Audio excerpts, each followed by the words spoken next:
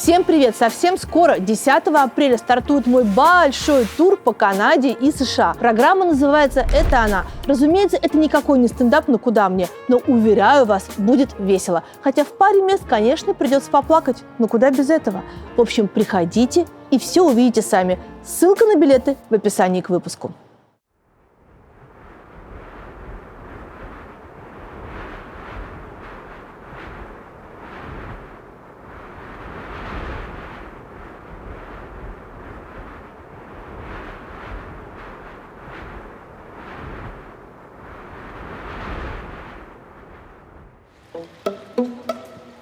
У верблюда два горба, потому что жизнь борьба. Я этого не писала. Ой, нет, я это писала. Нельзя на откуп негодяям отдавать мальчиков, девочек, ну и просто хороших людей. Пока мы спали, мы бомбили Харьков. Имеет смысл такой театр защищать? Он вообще он нужен такой театр или нет? Если день прошел, и ни разу ты не подрался, что ты за мужик? Не надо быть больше, чем поэт. Он поэт, этого достаточно. Слово «рок» и «судьба» заменили бы слова «донос» и «навет». Это про нас. Все, да? Чужие должны быть уничтожены. Надо же иногда тоже как-то быть счастливым. У каждого есть своя крыса. По кухне прыгают коты. Я так люблю котов. А ты? Мы с вами встречаемся в Тарту, университете, в котором даже сегодня, в 2025 году, одна из самых сильных, если не самая сильная, кафедра русского языка и литературы. Это так? правда. Там все мои лучшие друзья работают. Как так получилось? Потому что есть некоторое наследование, потому что Юрий Михайлович Лотман, великий русский филолог, может быть, самый замечательный во второй половине 20 века, вот, может, вместе с Михаилом Леонидовичем Гаспаровым, еще одним филологом, он после Ленинградского университета, когда он его закончил, он там не остался, а приехал сюда, был здесь завкафедрой, потом был профессором этой кафедры и собрал сюда замечательный состав людей. И я вот посчитал, что я 34 года назад впервые здесь был первый раз. Я работал там в лицее таком московском. И мы сюда приехали слушать Лотмана. И вот я имел это счастье слушать Лотмана прямо вот как вас сейчас и видеть. Точнее, я, наверное, имею счастье слушать вас как Лотмана, потому что вы на сегодняшний день самый известный, самый цитируемый и самый уважаемый литературовед на всем постсоветском русскоязычном пространстве. Скажи, Гордеевой, скажи.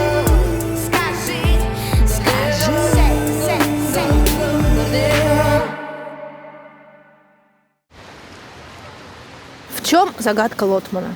Почему этот человек, жизнь которого обросла легендами, наследие которого, по-моему, неисчерпаемо, и каждый человек, хоть как-то относящийся к русской литературе, должен считаться с Лотманом? Ну, во-первых, он был великолепный филолог, историк. А во-вторых, он умел, то есть помимо всего прочего, он мог писать очень сложно, и, скажем, его работы, которые написаны в рамках там, структуралистской методологии, их читать, может быть, и сейчас довольно сложно будет, потому что они насыщены языком и так далее, характерны для эпохи. Но он мог писать абсолютно и по-другому. Он мог обращаться к самым разным людям.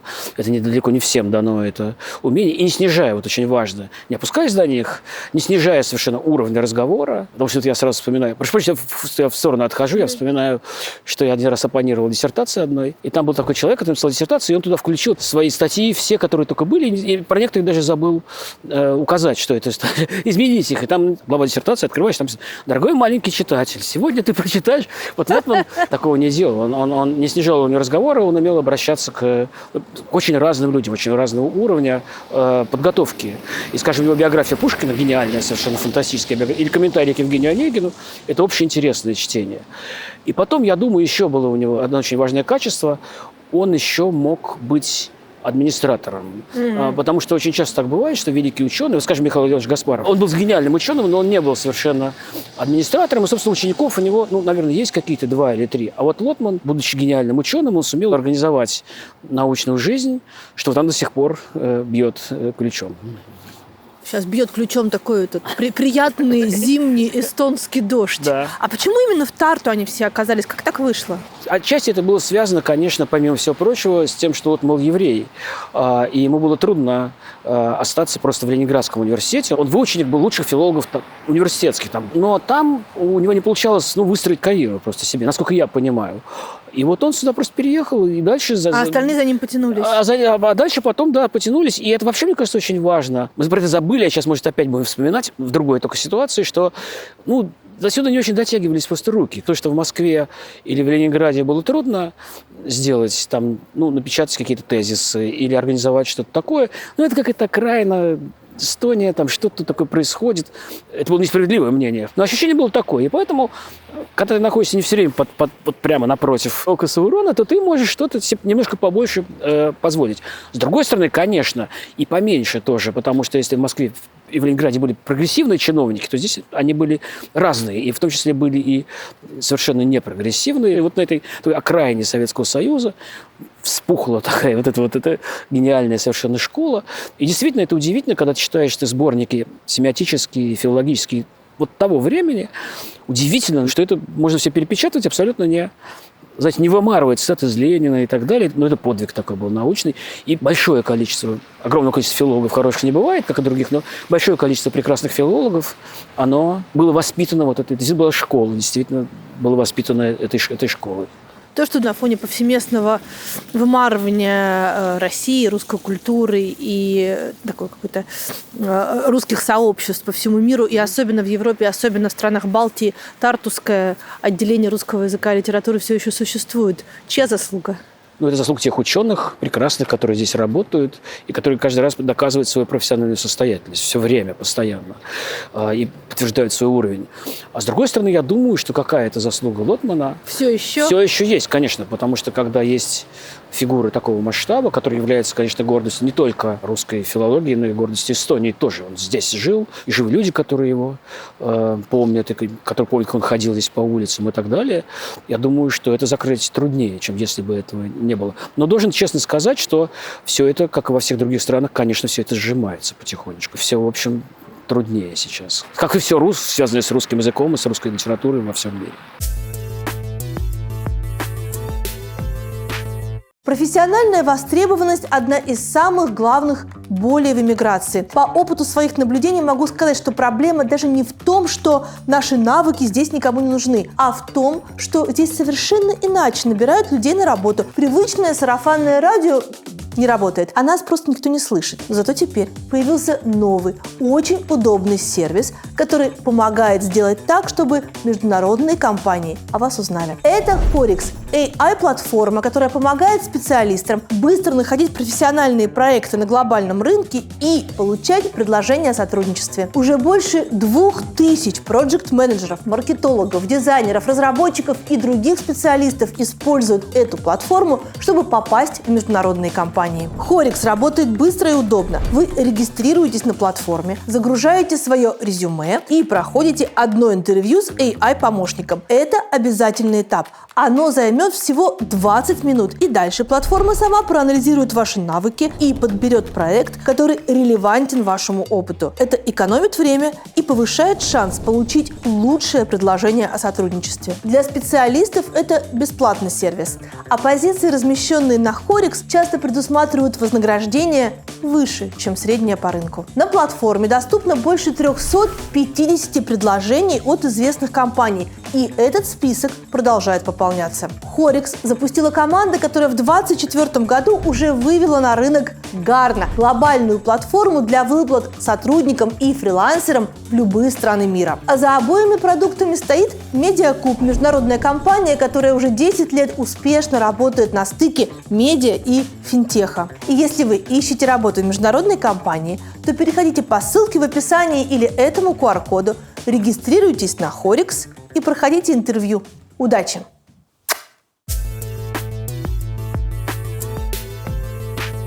Олег, область ваших интересов – это 20 век в русской литературе. Да. Я понимаю, что это самый некорректный вопрос, но давайте мы сразу определим такой круг, по которому могли бы дальше идти. Такой список главных произведений 20 века. Я начну, чтобы вам было полегче, потому что в одном из интервью вы говорили о том, что вот время сталинских, например, репрессий в литературе не подцензурной. Можно проследить по 3 произведениям: по Мандельштаму «Мы живем под собой, ничего страны», по Реквиему Ахматовой и по Софье Петровне Чуковской. А в целом 20 век России по каким 10, допустим, произведениям можно было бы О, Господи. Я тоже люблю списки и всегда себя бью по рукам, да, потому что у меня 10 любимых баскетболистов, 10 лучших писателей, 10 фильмов, а потом приходят люди и говорят, это не спорт. Я только хочу сразу предупредить, они трудно написаны. И первое среди трудно написанных – это «Петербург» Андрея Белого. Очень важный роман и сам по себе прекрасный. Лучший символистский роман, конечно. И думаю, что и про Россию тоже он кое-что объясняет. Я думаю, что это не очень мною любимый, но, конечно, гениальный Платонов. Может быть, даже не «Котлован» или «Чевенвур», а может быть, такая повесть, которая называется «Епифанские шлюзы». Про то, как приезжает инженер в Петровское время в Россию, строит шлюзы, его обвиняют и казнят такой страшной такой казнью. Такая тягучая, платоновская, страшная такая вещь. Так два сказали. Не буду выпендриваться и скажу, что это Булгаков какой-нибудь. Не мой любимый театральный роман или записки покойника, а это, например, «Белая гвардия» 3. Не буду оригинален, опять же, и скажу, что это «Доктор Живаго» Пастернака. Я думаю, что один из лучших русских романов вообще. И для понимания того, что с нами с вами произошло, очень важный текст. Это, буду объективным, и следом за доктором Живаго назову тогда «Тихий Дон». Важная книга. Это, конечно, «Архипелаг ГУЛАГ» Солженицына, вообще важнейшая книга. И тогда и в пару к ним, чтобы быть справедливыми, назовем рассказы Шаламова «Колымские». Чтобы было не очень мрачно, давайте разбавим это все Ильфом Петровым, скорее «Золотой теленок», чем... Или я жульничаю, «Золотой теленок» и «12 стульев», ну, пускай пойдут Пусть будет как одна книга. За один пункт. И меня сейчас проклянут все серьезные филологи, но пускай будет понедельник, начинается в субботу.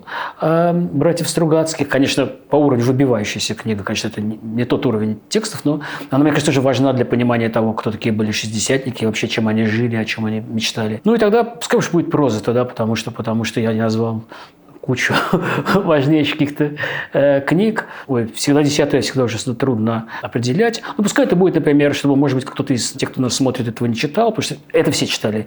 Например, пускай это будет Леонид Добычин и его маленькая повесть или маленький роман, который называется «Город Н». Совершенно замечательный. От лица маленького мальчика из провинции, жившего не чуждой вам Латвии. Он жил в Даугавпилсе, в Двинске. Вот. И он описывает мир, как он устроен. Тоже замечательная совершенно книжка. Ну, пускай будет эти 10, а потом я буду смотреть, проклинать себя и называть еще. Давайте по поэзии тогда пойдем. Давайте по поэзии теперь пойдем. Да. Это, конечно, Блок, лучший поэт 20 века, я думаю. Это Мандельштам, это Ходосевич, это Пастернак, это Ахматова, это Кузьмин, Михаил Кузьмин, замечательный поэт. Это Бродский. Пускай будет Георгий Иванов, замечательный русский поэт, ставший замечательным, когда он уехал в эмиграцию. Ну, пускай это будет Сергей Гондлевский, ныне живущий, мне кажется, самый крупный современный русский поэт. Здоровья, да.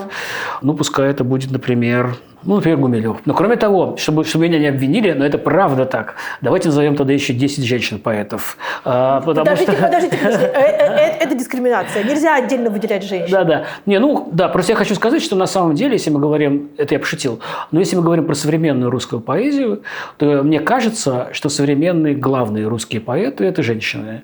А вот почему ваша антология Z-поэзии в основном про женщин. Да, видимо, там были особые причины, потому что мне нужно было отобрать какое-то количество, и мужчин очень много, а все-таки женщин немножко поменьше, и мне был очень интересен взгляд именно женщин на войну, современных поэток или поэтесс, называйте как хотите, мне более-менее все равно. Но просто я должен сказать, что Мария Степанова, Евгения Лавут, Елена Фанаилова, Вера Павлова, Вера Полоскова, и так далее. На самом деле, вот лицо русской поэзии современной, главные фигуры в современной русской поэзии – это женщины.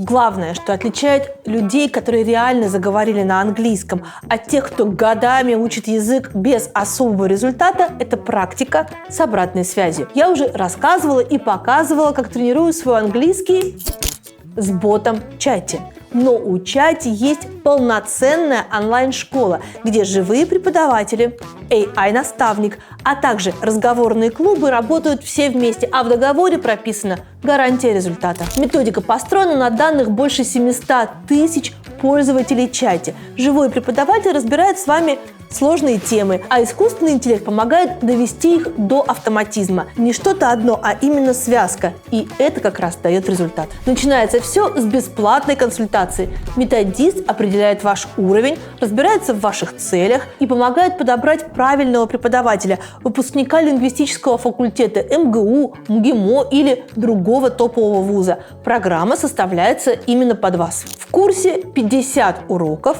по 50 минут. И 80% времени говорите именно вы. Это не лекции, не пересказ учебников, а живая разговорная практика, где преподаватель направляет и корректирует вашу речь. После каждого урока вы закрепляете тему с AI-наставником, голосовыми сообщениями без ограничения по времени. А живые разговорные клубы с жителями Великобритании и США помогают привыкнуть к разным акцентам и разному темпу речи. Расписание очень гибкое: перенос, заморозка, отмена всего в пару кликов и безо всяких штрафов. А личный куратор следит за вашим прогрессом и не даст забросить учебу.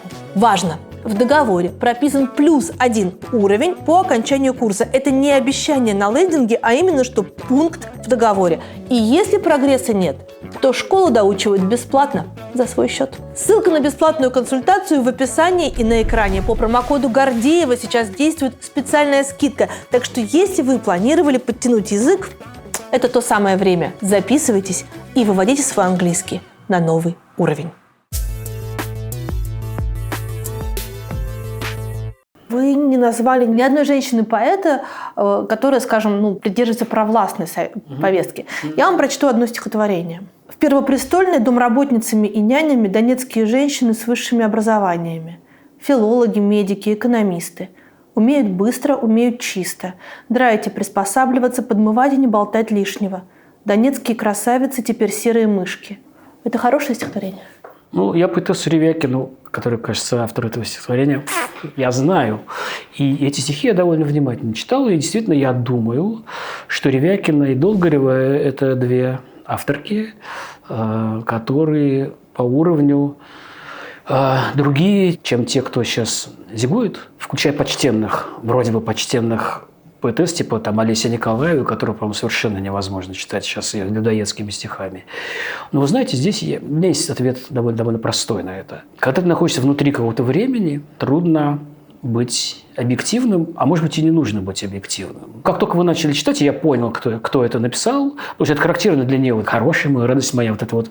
Не удержусь, скажу, сисюкающая интонация. Но опять же, но я это говорю, я признаю, что я это говорю сейчас злобно, оценочно и так далее, потому что я нахожусь внутри этой ситуации. Я, на самом деле, честно отказываюсь отвечать на вопрос о качестве. Мне не нравится это стихотворение, меня вызывает во мне раздражение. Гаспаров замечательно сказал, Михаил Леонович, что когда ты начинаешь говорить про качество стихотворений, нельзя быть, с его интонацией я попробую это сказать, он так говорит, нельзя быть доказательным, но можно быть убедительным. Да? То есть, невозможно сказать про тот текст с точки зрения научной, хороший он или плохой. Невозможно, это не наша работа. Поэтому я могу быть в той или иной степени убедительным, и я могу сказать, что мне не нравится эта сисюкающая интонация, мне не нравится набор имен, которые там она называет в качестве представителей замечательной русской поэзии, там Евтушенко и так далее. Но я допускаю, что я это не оцениваю объективно. Я раздражаюсь, как только я понимаю, кто это написал. И все мои дальнейшие убедительные или неубедительные оценки будут связаны уже с той позицией, которую я занимаю. Я не могу оценивать текст литературный, написанный сейчас с той стороны, объективно. Потому что у меня сложилось совершенно определенное отношение к этим людям, которые это делают. И я не могу сказать, что это плохо или хорошо объективно. Я буду говорить, что это плохо, я буду это ненавидеть. И честно это признаю. В оправдании мне можно сказать, что я и не буду про это писать статью. Потому что та статья, которую я написал про женщин, которые в 1914 году писали про войну и какие мотивы у них были ключевыми, и про женщин, именно которые за войну, милитаристская поэзия современная, там нет оценок. Там нету совершенно никакого отношения. Там есть объективный, как мне кажется, объективный анализ. Там такие мотивы, а здесь такие мотивы. Там они находятся, скажем, женщины, которые находились тогда в Первую мировую войну, они находятся все далеко от линии фронта, и никто не воюет, кроме там двух авторов, которые изображают, что они воюют, и «Кавалерия с девицей Дуровой», то есть того времени, как бы такое стилизованное участие в войне. А современные женщины перестали почти так писать. Они все не санитарки, они все не матери, которые провожают на фронт, они все в гуще событий, и этим косыряют, я бы сказал. Но этого нет в статье. Это опять я привношу сейчас в разговоре нашем с вами это отношение, скажем, даже Долгорева или даже Ревякина, да, у которой есть поэма про снайпершу, которая убивает, значит, каких-то ненавистных ей там украинцев за то, что они убили каких-то донбасских. Я могу это анализировать, но я не лезу в это, писать критические статьи, потому что я не вправе это делать. Я ангажированный человек, и я не хочу этого делать. Поэтому, отвечая на ваш вопрос, мне это стихотворение не нравится, мне кажется, оно плохим. Я мог бы объяснить, и немножечко как бы начал это делать, я остановился, но я понимаю, что пройдет 200 лет, и оценки могут поменяться. Но я надеюсь, что они не поменяются на самом деле. Вы очень интересно в своей статье сравниваете, отдавая, кстати, должное тому, что единственный человек, который не писал про военные стихи в начале 20 века, это была Цветаева. И вы объясняете, почему вы сравниваете провоенную поэзию женскую начала 20 века, то есть Первой мировой войны, и нынешней войны, а не лирику военную, которая связана с Великой Отечественной войной. Да, конечно, они ведь все... Я как раз, почему я Ревякина узнал, я до этого читал это все, но я прочел довольно много. У Ревякина есть специальная биография, она из Донецка. Да. Нет, я просто говорю, что я довольно много прочитал этих всех и поэтов. Естественно, что я, конечно, выбирал женщин, но я читал и мужчин. Но они совсем ужасные. Там Караулов, это просто еще и бездарно. Мельников это еще и бездарно, по-моему. Просто это совсем какой-то ужас. Значит, там какой-то Олег Демидов, но это просто какой-то... это уже ни в какие ворота просто не лезет. Я еще поэтому взял, что мне хотелось, но я не могу вообще. То есть женщины пишут лучше о войне, чем мужчины сегодняшние, все-таки лучше. Кроме Олеси Николаевой, таких совсем отмороженных, да, которая матушка при этом, да, жена священника. Люто просто. Вот тоже, кстати, вопрос, да, я прошу прощения, что я отвлекаюсь. Вообще не убей, это что значит или нет? Как может жена священника писать людоедские стихи, я не понимаю. Вот убей меня Бог, я не понимаю, как это возможно, но она их пишет. Так вот, для них важно то, что они ссылаются, это, конечно, Вторая мировая война, Великая Отечественная. Они все время сравнивают у них референс, эти ситуации. Мне же было интересно поговорить об универсальных каких-то вещах. То есть вот как вырабатывается в поэзии вот этот набор каких-то приемов, который позволяет говорить о войне женщин. Какие находятся оправдательные причины для войны. И здесь мне неудобно была Вторая мировая, и Великая Отечественная была неудобна, потому что это принципиально другая ситуация. Не нужно было оправдываться поэтам и поэтессам, которые писали во время Отечественной войны, потому что захватчиками были нацисты, захватчиками была фашистская Германия, нацистская Германия. И мне нужно было придумывать поводов, почему нужно воевать. В Первой мировой войне ситуация была другой. Как известно, Россия вступила в войну в июле по старому стилю, 1 августа по новому стилю, когда на территории России не было сапога немецкого. И причины были в основном славянское братство, вот мы должны защитить славян несчастных, которые там сейчас подвергаются всяким атакам и так далее. И это немножко ближе, чуть-чуть ближе к той ситуации, которая сейчас, потому что им тоже всем понадобилось, этим современным тоже понадобилось как-то оправдывать войну. Как-то сказать, почему мы должны участвовать. У них другие причины.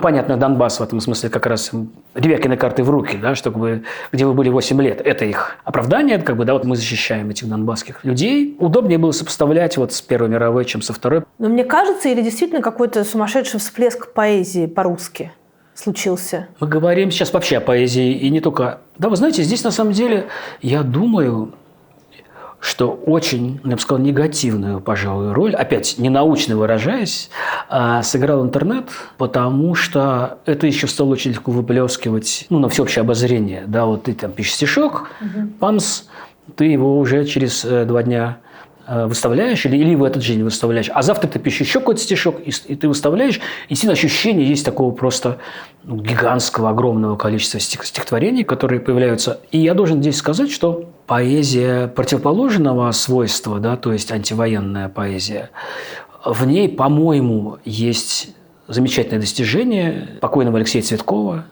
Алексея Петровича Цветкова. Некоторые стихотворения Веры Павловой, по-моему, очень хорошие. Но вообще говоря, я думаю, что многие замечательные поэты тоже становятся заложниками вот этого возможности часто публиковать, вывешивать свои стихотворения, потому что это такой немножко наркотик ведь, да, вот ты вывешиваешь, обязательно находится какое-то количество людей, которые говорят: гениально, замечательно, я плакала, там, ну или там я плакал, просто лучше быть там не может, ты завтра вывешиваешь. А это не такая поэзия военная. Мне кажется, что здесь это не очень большое количество приемов, которые ты можешь использовать. Ну, один ход, ну, другой, ну, третий. А кроме того, мне кажется, что очень страшно впасть в инерцию здесь. Понятно, что ужас войны, да, это одна из тем этих стихотворений, но нельзя ужасаться каждый день. Мне кажется, что такие пласты антивоенных стихотворений, написанные прекрасными авторами или авторками, они требуют просто отбора. Вот у меня был такой, старший друг, я могу сказать, замечательный человек, один из самых остроумных, если не самый остроумный человек, которого я знал, Вадим Семенович Жук, умерший... Не так давно, умерший, собственно говоря, из-за войны. Но известно, да, что был фестиваль в Суздале, где стали показывать, а вот члену жюри этого фестиваля он был многие годы, там стали показывать просто мультфильм провоенный, и он умер. Он вышел из зала, пошел в гостиницу и умер. Он написал очень большое количество стихотворений про войну тоже. Как человек светливый, переживающий, он это делал. И я думаю, что если отобрать некоторые стихотворения и сделать сборник, это будет гениальный сборник. Но вот эта инерция каждодневного многописания, она, конечно, воздействие каждого из этих стихотворений немножко ослабила вот в тот момент, когда они писались. Потому что много писаний, вывешивание каждый день, оно, мне кажется, вредит. Или может вредить, на самом деле, текстам. И вот мы упоминали сегодня уже в нашем разговоре, я уже упоминал Сергея Годлевского. Мне кажется, одна из сил таких его тактики, не стихотворения его, которые сами все еще прекрасные, что он пишет и публикует, по крайней мере, дает нам возможность себя прочитать редко. 3 стихотворения в год, 4 стихотворения в год. И каждого из них мы ждем. Каждый из них становится событием. Каждый из них, я, во всяком случае, я схожу, я переживаю, я думаю об этом, я сажусь. И, на самом деле, моя главная медаль, что мне Сергей Маркович предложил однажды написать предисловие к его книжке. То, чем я горжусь больше всех премий и всего такого, потому что он очень большой поэт. И это мало писаний, даже, может, не мало писаний, мы не знаем, сколько пишет Сергей Маркович. Думаю, что не очень много. Но, тем не менее, да, вот это не каждая строка, которая к нам приходит, это в данном случае, мне кажется, это оказывается его силой как поэт. Сила впечатления от этого усиливается. Как вы думаете, в литературоведении будущего стихи, которые появляются сейчас, завоенные или антивоенные, будут объединены под общим названием «Стихи военного времени»? Знаете, я думаю, что нет. По простой причине. Если мы начнем смотреть стихотворения, которые писались в Первую мировую войну, то стихотворение Германии Цветаевой, как раз то самое, о котором мы говорили, антивоенное, оно гениальное, и оно сохранилось, осталось. А миллион стихотворений, которые писались за войну, потому что ведь единицы, буквально несколько человек, когда война началась, дальше потом позиция сменилась, Россия начала проигрывать битву за битву. И поэты перестали писать милитаристские стихи. Но сначала все были охвачены. Маяковский, который потом писал гениальные антивоенные стихотворения, писал военные милитаристские вполне себе тексты. Так вот, вся эта поэзия... Ура, победим, братья-славяне, от этого не осталось ничего. Мы можем назвать еще, конечно, несколько гениальных стихотворений о войне, написанных о Первой мировой войне, скажем, «Молитву Ахматовой», например.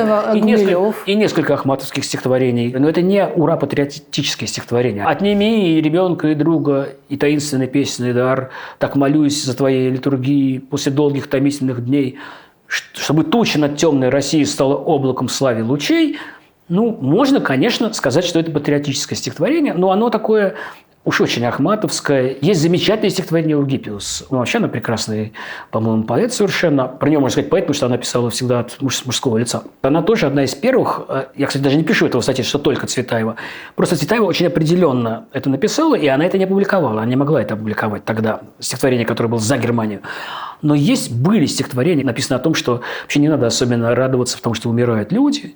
И вот Гиппиус была таким автором. Мария Моравская была такая поэтесса, которая вот такое написала. Тоже такие стихи писали. Но вот «Ура» нет. Что касается Гумилева, Гумилев написал несколько хороших, по-моему, ненаучно выражаясь, хороших стихотворений о войне есть. Но это стихотворение, все-таки это важно тоже. Здесь биография важна. Гумилев был участником этой войны. Он, что называется, имел право все это писать. Но и то, вот таких вот вот казенно ура патриотических стихотворений у него как раз особенно нету. Ну да, есть стихотворения, в которых он пишет их от лица воюющего человека. Ну, и это хорошее стихотворение. Но, опять же, лучшее его стихотворение – это стихотворение про войну. Это стихотворение, которое иногда называют пророческим, рабочий. Он стоит перед раскаленным горном, невысокий старый человек, взгляд спокойный кажется покорным от мигания красноватых век. Все товарищи его уснули, только он один еще не спит. Все он занят отливанием пули, что меня с землей разлучит. Кончил, и глаза повеселели, возвращается, блестит луна. Дома ждет его в большой постели сонная и теплая жена. Пули им отлитая просвищет над седой испененной двиной. Вот примета войны. Пули им отлитая отыщет грудь мою. Она пришла за мной. Упаду, смертельно затоскую, прошлое припомню наяву, кровь моя захлещет на сухую, пыльную и мягкую траву. И Господь воздаст мне полной мерой за недолгий мой, но скорбный век. Это сделал в блузе светло-серый, невысокий старый человек. Ну, можно сказать, что это военное стихотворение. Нет, конечно, нет, это антивоенное стихотворение. Вот оно такое. Я все пытаюсь возвращаться в конце хотя бы своих путанных речей к какому-то внятному ответу. Поэтому я думаю, что эти стихотворения не будут помещены в одну антологию или будут помещены для контраста. Я думаю, что хороших стихотворений, написанных поэтами, которые против войны, Татьяной Вольской, Вадимом Жуком, Верой Павловой, Катей Копович и так далее, их больше гораздо, чем, может быть, считанные какие-то стихотворения, которые можно просто без стыда читать, написанные Z-поэтами и Z-поэтками. Ну, всплеск, конечно, сумасшедший, но мне так кажется. Может быть, я ошибаюсь, потому что обычно поэзия появляется первой, и только за ней очень медленно появляется проза. Ну, конечно. Стихи, как Солженицын, он сидел в лагере, и он же не писал в лагере, естественно, никакой прозы. Но он написал кучу стихов по одной простой причине. Их можно было запоминать. Также и здесь. Стихи можно писать быстро, и запоминать в любых почти там условиях. А чтобы написать прозу, нужно сесть. Ну, раньше особенно положить бумажечку, ну, или там взять компьютер, там что-то набирать такое, да. Я знаю, что есть уже какие-то произведения прозаические, написаны об этой войне. Я скорее читала только то, что написано было про предыдущие 8 лет до 22 или про предыдущие, года. Но понятно, что этого нужно ждать, и можно не дождаться, мне кажется, потому что, например, была... Если искать каких-то параллелей, хотя это совсем другая ситуация, все-таки был Афганистан, была эта война. И были произведения, скажем, такой был Олег Ермаков, почти забытый сейчас писатель, ну, все-таки не самый популярный, скажем так, сейчас писатель, который писал какие-то вещи, но все-таки очень сильных высказываний о той войне, таких великих книг о той войне, в отличие от великих книг, которые были написаны о Великой Отечественной, я не знаю, может быть, просто в силу того, что я это не все прочел. Но мы все чувствуем, и вы, я думаю, Катя, чувствуете, и я чувствую, что мы все живем в истории. Вот сейчас мы жили дома у себя, нам было хорошо, уютно или там менее хорошо, уютно, но все-таки мы жили своими какими-то частными радостями и горестями, как Надежда Мандельштам, знаете, писала: почему мне не дали умереть, почему мне не дали, пускай были бы измены, моего мужа, пускай бы все, а не вот это все, что ей выпало потом на долю. Не сравнивая, конечно, нас тьфу-тьфу с Надеждой Яковлевной, но нам выпало из семьи переместиться вот в эту большую историю. Поэтому, да, мы живем в истории. Наверное, это как-то должно быть. Наверное, кто-то должен найтись, кто это отразит в прозе. А в стихах уже в некоторых стихотворениях, мне кажется, отразил. Скажем, есть гениальное совершенно стихотворение Марии Степановой, из которой 2 строчки можно просто первые вспомнить. «Пока мы спали, мы бомбили Харьков». Вот, по-моему, это совершенно гениальное ощущение многих очень людей, игра с этими местоимениями «мы», которое на самом деле отражает сознание целой очень большой группы людей. Вот в поэзии это уже сделано, в прозе посмотрим, может быть, тоже когда-нибудь будет сделано. Некоторые стихи или прозаические произведения спустя длинный исторический промежуток смогут поменять свой знак с провоенного на антивоенное или на военного времени, на вот эту вот странную рубрику? Все очень сильно зависит от того, конечно, как будет оцениваться эта война спустя какие-то годы. Что в том стихотворении, которое я вам прочла, Да. если бы вы не знали, кто его написал, оно написано с огромным сочувствием к женщинам. Женщинам из определенного региона, которые работают на богатых людей в Москве. Это верно, да. И их немощь используют, в общем, в таких целях. Безусловно. Но, знаете, не знаю, точно ли я отвечу на ваш вопрос, но вот я хочу поделиться одним наблюдением, которое, мне кажется, может быть одним из вариантов ответа.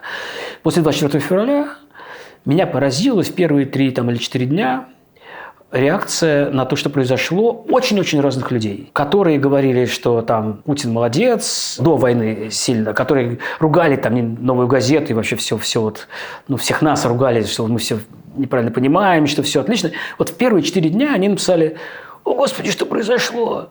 Неужели они были правы, а мы были неправы? Моя мама не может уехать из откуда-нибудь, не знаю, я в ужасе, что же такое, как же допустил Путин там все это». Даже не то, что я порадовался, но я подумал, изменилось сознание людей, вот они что-то там поняли, все. Прошел месяц. И я снова посмотрел в журналы, в Facebook этих людей. Все они опять начали писать то же самое. По ним жахнуло, они ужаснулись, действительно тому страшному, что произошло, а потом объяснили, они прочитали газеты, они посмотрели, не знаю, Маргариту Симонян или кого-то там они посмотрели, Соловьева. И они все, никто, ни один человек, вот, то есть, я специально, человек 15 их было, ни один человек, никто не остался на прежней позиции. Позиции, которую они заняли, когда началась война. О, Господи, какой ужас. Потом началось 8 лет. Если бы не мы напали, то они напали. А потом вообще, как у нас сейчас наш так называемый Путин говорит, да, мы не нападали, вообще ничего не было и так далее. Вот. Это к тому, что мне кажется, что все очень сильно будет зависеть от того, какого будет общественное мнение, как будет развиваться вообще отношение внутри России, для этих Z-писателей, это же важно, к войне. Если будет такая вот неопределенность, ничего они не будут менять. Я не верю, правда, серьезно, я не верю, что кто-то из них вдруг очнется и как-то начнет говорить: «О, Господи, что я делал, что я писал такое, какой ужас». Я каюсь, и теперь я буду говорить о том, что да, эта война была преступлением. А если будет государственное изменение какое-то, да, и скажут, что Путин сволочь, что был, они же первые, они нас будут наверняка поучать, они нам будут говорить: а чего вы так тихо сидели, чего вы молчали, чего вы покинули родину? Посмотрите, мы же на самом деле про женщин писали. Сочувствую этим женщинам. Это мы не писали про Россию, Украину, а это вот мы писали про снайпершу. Я на Ревяке написала поэму про снайпершу. На самом деле, посмотрите, она же мучается, она же на самом деле любит украинца, там такой сюжет, вот, который такой красивый.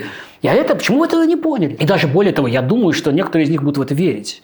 Может быть, даже все будут в это верить.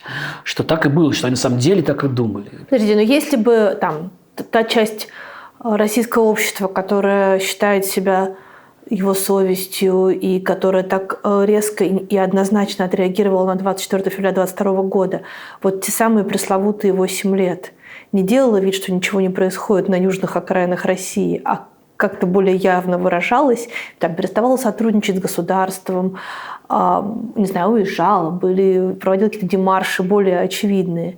Может быть, и не было бы этого февраля. Это про нас. Все, да? Во-первых, я думаю, что когда бьют тебя по лицу или в пах, или еще куда-нибудь, это очень больно. И очень многие люди, включая меня, конечно, боятся боли физической.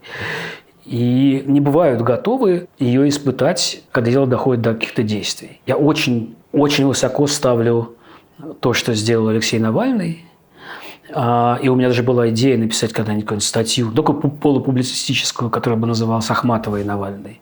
Потому что Ахматова была человеком, которая помогала очень многим жить. В 30-е годы она не сотрудничала с советской властью никак, не участвовала в съезде писателей, анкету даже не заполнила. Она писала стихотворение, но про это как раз люди не знали. Про Реквием понятно, что про те тексты, которые составили Реквием, в итоге никто не знал, но знали, и это в дневниках отразилось во всяких воспоминаниях, что вот мы-то ладно, мы здесь грешим и все такое, но вот есть в Ленинграде такая женщина, которая молчит. Ахматова. Навальный, на самом деле, конечно, он во многом сыграл эту роль. Да? Это был человек, который не молчал, действовал и своей жизнью расплатился за то, что он делал. Вот. И когда сегодня говорят ой, ну зачем он там вернулся, там, ну вот он мог остаться, что за глупости, ничего он не изменил. Ну как, он не мог по-другому, мне кажется, и поступить, потому что, ну это Навальный, он праведник на самом деле, если так совсем все своими именами не бояться называть. И очень важно, конечно, еще, что он учился. Вот я его книгу, по-моему, прекрасную книгу прочел сейчас. Мы вслух с женой читаем. Да, мы читаем друг другу. Обычно мы читаем там Страйка, Джоан Роулинг там и Диккенса. Но вот мы решили, что мы должны эту книгу прочитать, конечно, Навального. И вот мы сейчас до середины. Вот сейчас начался дневник, как бы уже. То есть, как бы началось уже, он уже в лагере. И видно, как он учится. Видно, как он прямо вот у него... Вот. И это я к тому, что Крым не бутерброд. В случае с ним... Вот видно, как он меняет свою точку зрения, как он как раз по-настоящему меняется и способен признать свои там ошибки и все. Так вот, к сожалению, я должен признаться, про себя я должен сказать, что у меня на это духа не хватает. Я страшно боялся, как всем, я много раз выходил на всякие митинги. 24-го вечером я поехал, страшно трясясь, боясь, но я поехал, и даже Аня, моя жена, которая обычно мне говорит: «Нет!» То есть он сказал: ну надо. Я поехал на Пушкинскую площадь. Но тут я подумал, что у нас будет 1 миллион. К сожалению, так не было по разным причинам. Но вот как раз то, что не было, вот тут я не готов осуждать. Я вот все, что я хочу сказать. Потому что люди боятся. А если бы на Пушкинской площади меня начали бы там избивать камнями, там, как-то меня седая борода спасла, вокруг меня всех брали, хватали вентили. Меня не взяли тогда. Но вот если бы начали, я не знаю, как бы я себя повел. Да, конечно, если бы мы были более решительными, если бы мы себя вели по-другому, то тогда, наверное, могло бы этого не быть. Но что касается меня, я не готов говорить вообще здесь за других людей. Что касается меня, то я бы и сегодня боюсь, даже зная, чем все это кончится, боюсь, что я бы не решился этого сделать. Вот так, пожалуй, бы я ответил. Есть угол, под которым надо смотреть. Вот. Я что-то вижу, да, вот глаза. Вот, видите, вот нос. Нос, волосы. И вот кудри. Да, вот усы. Слушайте, ну вообще удивительно, что Лотман всегда всем представляется таким древним стариком, да, таким Гендальфом. Да. Но на самом-то деле он в 22-м году родился, а в 93-м умер. То есть ему было 71 год, это не так много. Да, вот как раз вот тот единственный раз, когда я имел счастье видеть Юрия Михайловича, это было такое, знаете, обаяние, которое он источал просто... Я сидел там, не знаю, на 5-м ряду, добивало до 100-й. Потом был такой ученый.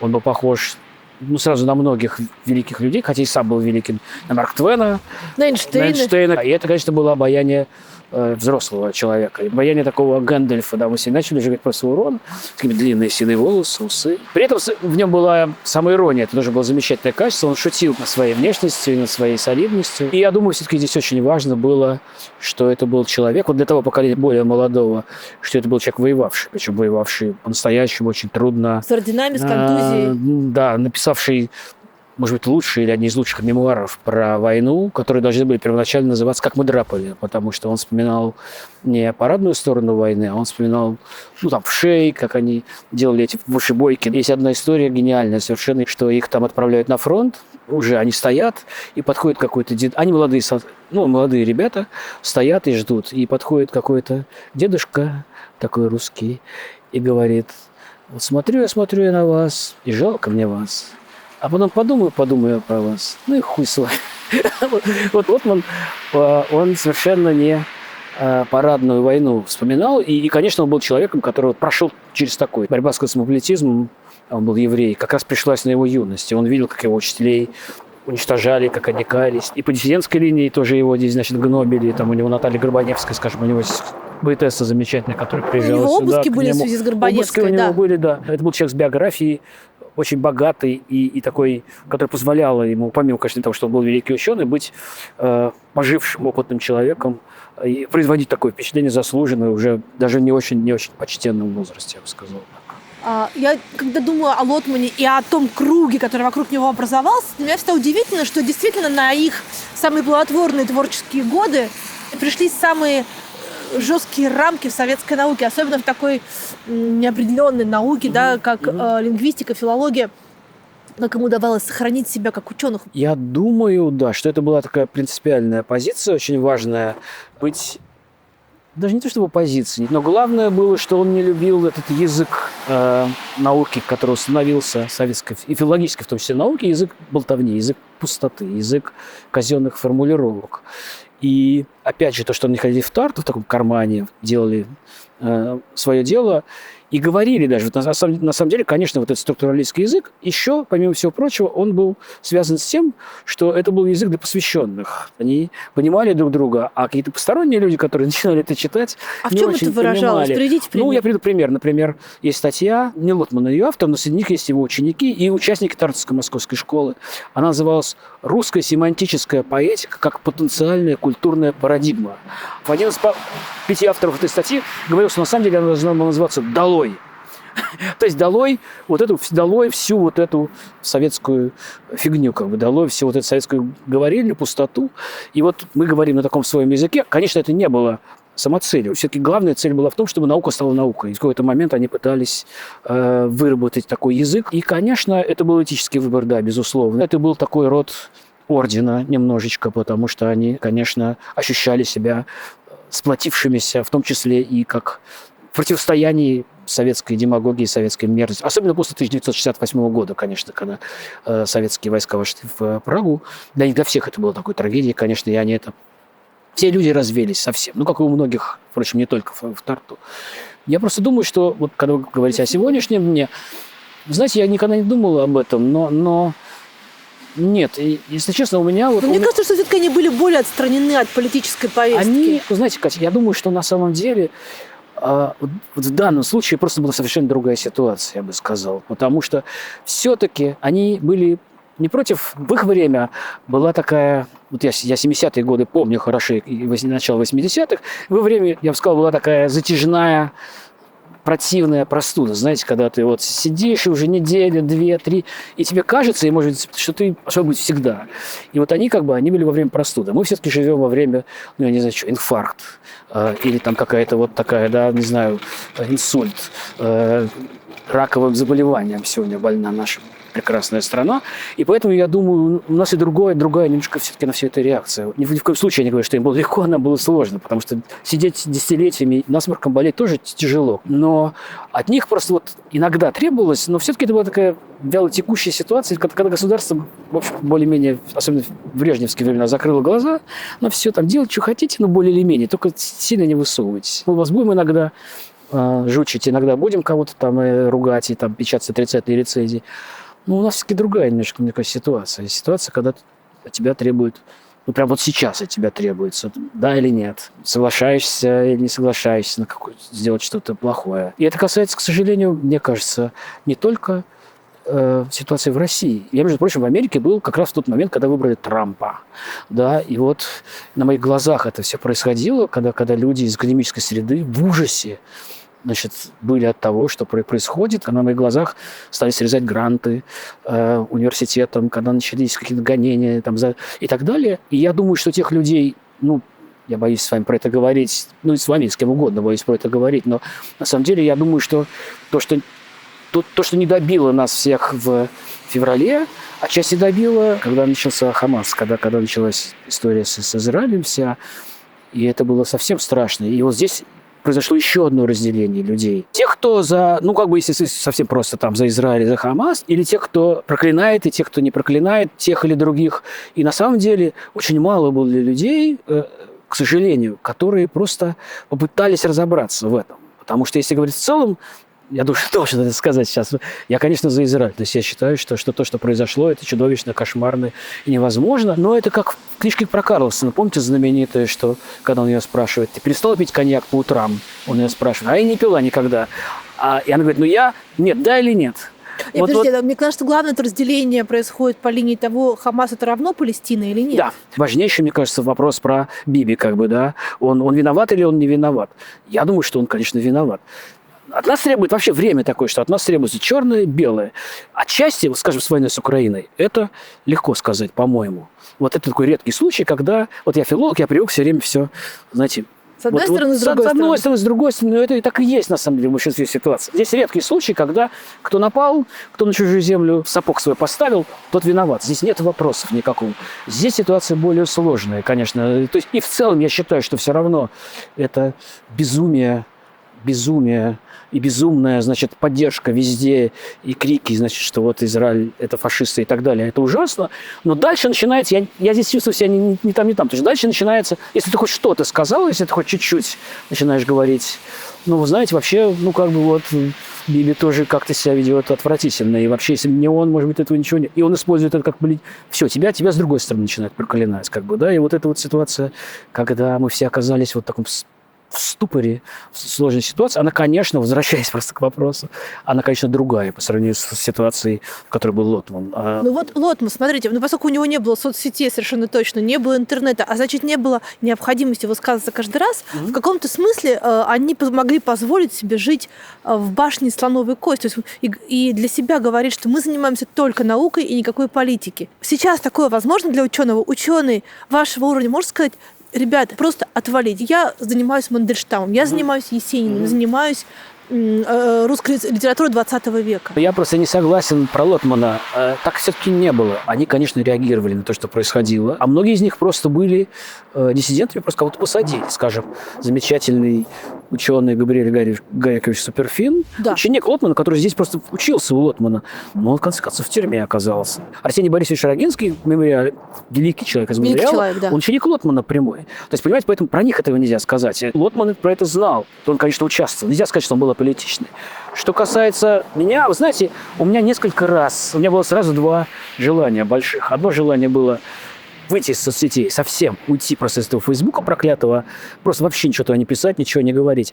А второе сказать, да, и жена моя даже мне говорит: ну чего ты, ну вот давай просто, вот у нас трудная ситуация довольно, мы сложно живем. Не так, как украинцы, конечно, сложно, но довольно с этими переездами, каждый раз устраиваться в новой стране с бумажками, документами, это сложно, конечно. Маленьким ребенком. С маленьким ребенком, да, которому нужно куда-то устраивать, что он заговорил по-английски, потому что он заговорил еще куда-то, если мы куда-то же поедем. Это довольно сложно. Но у меня не получается. Я чувствую себя таким маленьким все равно кусочком вот этого огромного какого-то, значит, российского мира, проклинаемого, ненавидимого. Я действительно думаю, что государство российское чудовищное. Ну, собственно, я это пытаюсь доказать в своей жизни, что я так думаю. Но, конечно, совсем вот абстрагироваться и сказать: вообще меня все это не волнует, и до свидания, не получается. Ну, кроме того, еще у меня папа, например, которому 81 год, и он в Москве. И друзья какие-то мои остались. И в том числе друзья, которые там преподают и занимаются наукой. А что касается Фейсбука, может, я когда-то это сделаю, но пока нет, потому что тоже очень много друзей и знакомых там, и там есть какие-то связи, разговоры, которые я там веду, это тоже перевешивает то, что мне хочется сделать, и все это закрыть. Хотя, может, я это сделаю, потому что токсичность, конечно, нарастает. Как вы думаете, почему вы стали иноагентом? Я не знаю, если честно. Кажется, после Саши Архиповой я единственный человек из этой области, очень далекой все-таки от интересов государства. То есть я филолог, я открыл эту плеяду, небольшую плеяду, когда у них кончились самые, видимо, такие важные какие-то иноагенты, Дима Быков там и такие, которые быстро надо было объявить, и пошли уже не очень важные. То есть я могу сказать, что, я никогда не скрывал своей позиции. Я все время что только писал, пытался протестовать даже раньше, чем началась война. Началась с Навального. Я не забуду, была такая история, что когда вышел Ерофеев, книжка про Ерофеева, высшая школа экономики, где я преподавал, она очень любила всякие презентации. Когда кто-то чего достигал, они всегда этому радовались очень и старались показать, что они к этому имеют какое-то отношение. Иногда не имели, иногда не очень. В случае с Ерофеем не очень. Мне написал тогдашний декан: Олег, как здорово, давайте устроим презентацию. Хорошо, пожалуйста, презентация никогда лишней не бывает. И потом прошло какое-то время, и начались дела с Навальным. И я написал довольно резкий у себя пост в Фейсбуке.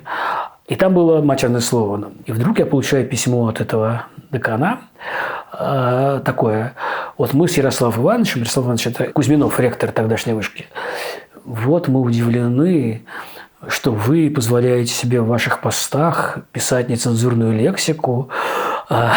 И я был поражен, я очень разозлился на самом деле, потому что было понятно, что речь совершенно не о нецензурной лексике, а им не хочется, чтобы я... Потому что профессор вышки, а у меня там было написано в моем в этом в Фейсбуке в информации, чтобы он как-то связывал вышку с Навальным. Я им написал довольно издевательский какой-то короткий текст, что вот я очень рад, что вы с Ярославом Ивановичем следите так внимательно за моей нравственностью. И потом, конечно, никакой презентации не было. Все, они забыли. Но всего вот этого и многого там другого, каких-то всяких мелких моих вылазок совершенно было недостаточно, кажется, чтобы меня объявить иноагентом. Возможно, какую-то роль здесь сыграл писатель Прилепин. Ну, может быть, и нет. Но просто я так думаю, потому что, как-то он довольно сильно возбуждался несколько раз. Как-то писал какие-то посты там про меня еще до всякого иноагентства. Там что-то вдруг я становился воплощением каких-то либеральных, ценностей. Он сначала это оговаривал, что вот он там неплохой вроде литературовед, но его... И дальше шло какие-то ругательства. Но потом, когда взорвали Владимира Татарского, я написал что-то такое довольно злобное по этому поводу. Все. То есть он написал, подонок и все такое. Он про меня написал. И уже это все приобрело другой уровень ненависти. И дальше, поскольку было уже много по совокупности всяких причин, они меня, может, и пихнули в ноги. А если мыслить категориями не постфактума, а наоборот превентивных мер, то до объявления вас иноагентом у вас еще была преподавательская деятельность, связанная с Россией? То есть вы могли по Zoom читать лекции, вы могли в чем-то участвовать, книжки издавать? Да, и более того, даже уже после того, как меня объявили иноагентом, выходили книжки у меня в России. Скажем, моя главная работа в жизни, я так считаю, двухтомник воспоминаний о Мандельштаме, который я сделал со своими коллегами. Он выходил в Петербурге, он выходил просто уже с этой биркой, с этой плашкой иноагента. И книжка «Жирафу снятся облака». Это был такой, конечно, абсурд, потому что на ней было на обложке 18+, там все, и было написано, что я иноагент довольно долго. И довольно долго российский литературный журнал, некоторые, не все, меня продолжали публиковать. И вот здесь, в связи с этим, у меня тоже есть некоторое такое соображение, что очень многое сейчас уже нет. Это не зависит ни от кого. Сейчас у вас есть какая-то работа в России? Нет, не может быть просто никакой работы, потому что, понятно, потому что людям всерьез стало грозить закрытие журнала, как минимум, если они будут меня публиковать. Но в какое-то течение долгого времени было, и мое соображение заключается в том, что иногда это связано все-таки с личной инициативой каких-то людей, которые бегут впереди паровоза. Потому что стоило мне уехать, то один из литературных журналов, очень уважаемых, который печатал меня, и в этом журнале у меня была статья про Бродского, совершенно не связанная никак со стихотворением про Украину, просто вообще, как разбор рождественного стихотворения Бродского. «Снег идет, оставляя весь мир в меньшинстве». И они ее брали. И здесь сначала сказали: прекрасно, главному редактору понравилось, чудесно. Вдруг меня какой-то месяц-два. Я в какой-то момент написал там: только что со статьей-то? Сначала мнется этот человек, и вдруг он мне пишет: главный редактор сказал, что все. А больше вы не печатаетесь в этом журнале. И главный редактор, который посылал мне все номера, который был во френдах у меня, то есть мы с ним были в друзьях в Фейсбуке, я посмотрел, тут же я уже не в друзьях, журналники мне не приходят. Возможно, ему не нравилась моя идеологическая позиция. Но думаю, что все-таки ту статью как-то было прилично напечатать. Вот он побежал впереди паровоза, он меня абсолютно убрал сразу.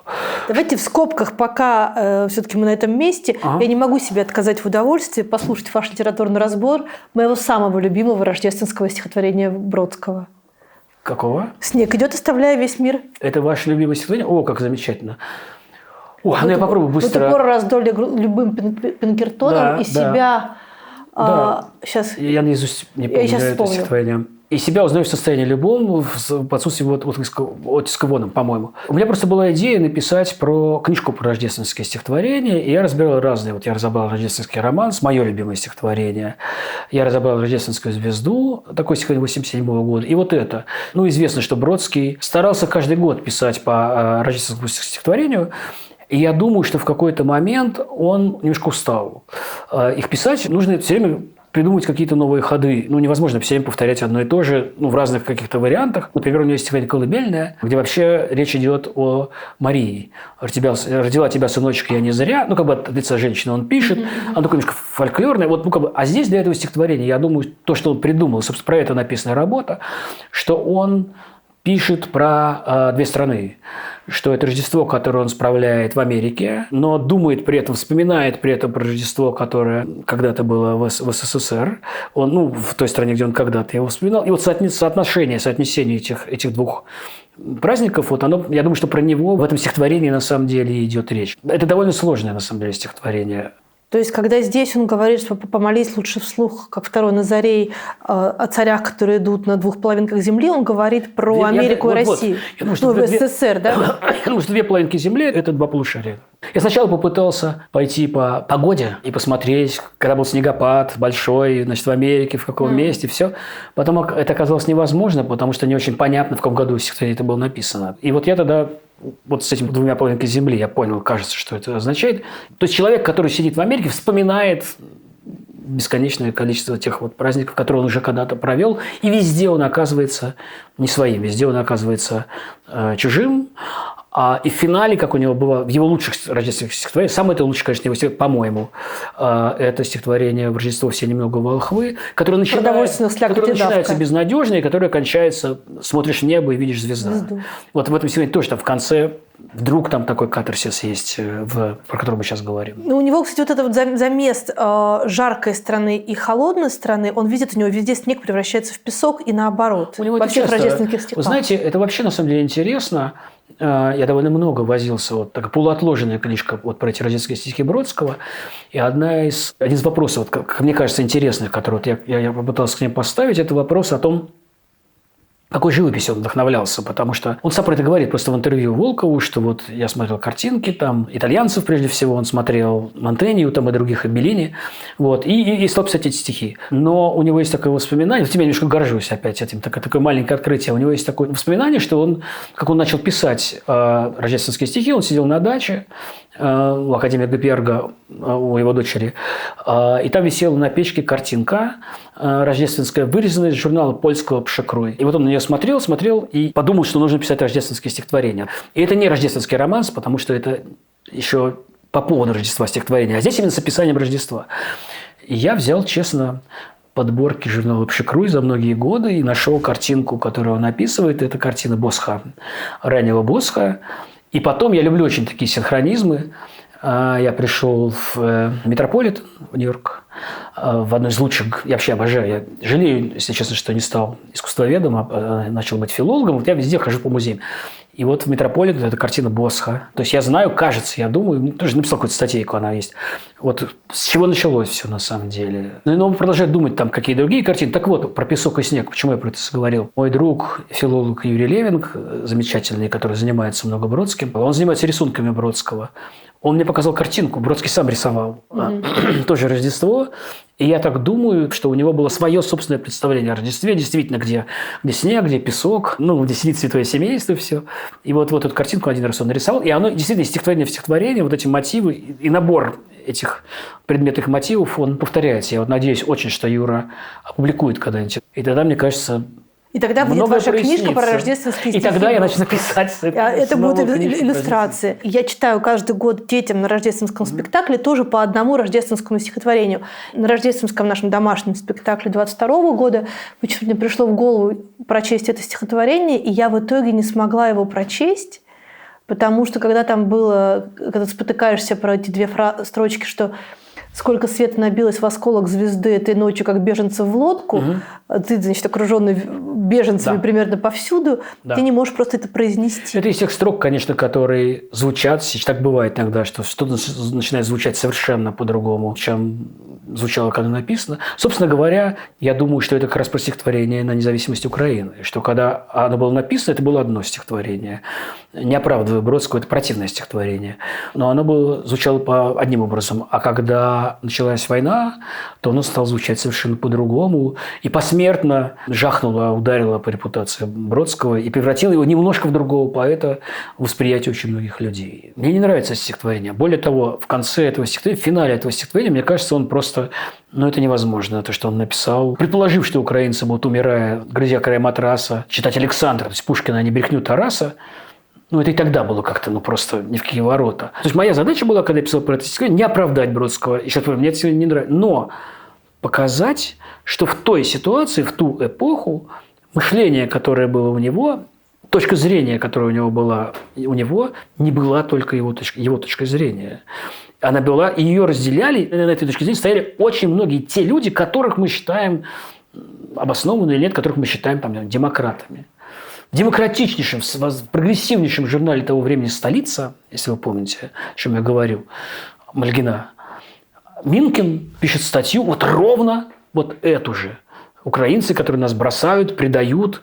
Вот мы были 70 лет вместе. Когда пришла пора разгребать, вы теперь, значит, от нас уходите. Про что Бродского текста написано, конечно.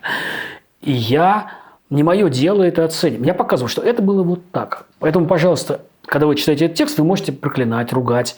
И справедливо ругать, и проклинать. А к украинцам вообще никаких нет вопросов. Они, конечно, вообще это читают как сегодняшний текст. И они правы в каком-то смысле. Но все-таки, если вы хотите понимать этот текст, вы должны понимать, в каком контексте он писался. Вот мой пафос, как филолога. Для нас, как для читателей, должно ли довольно мерзкое стихотворение Бродского про Украину перечеркивать весь корпус его фантастических рождественских стихов или письма к римскому другу, или что-то еще, что дорого нам было до тех пор, пока мы не узнали о том, что существует и это стихотворение тоже? Я думаю, что это вопрос личного восприятия, личного выбора. Я понимаю тех читателей, для которых Бродский может перестать существовать как поэт после этого прочтения этого стихотворения. Это как, я не знаю, содрали корочку. Нет, я злюсь. У меня нет, к сожалению, или к счастью, у меня нет объективного отношения к этому тексту.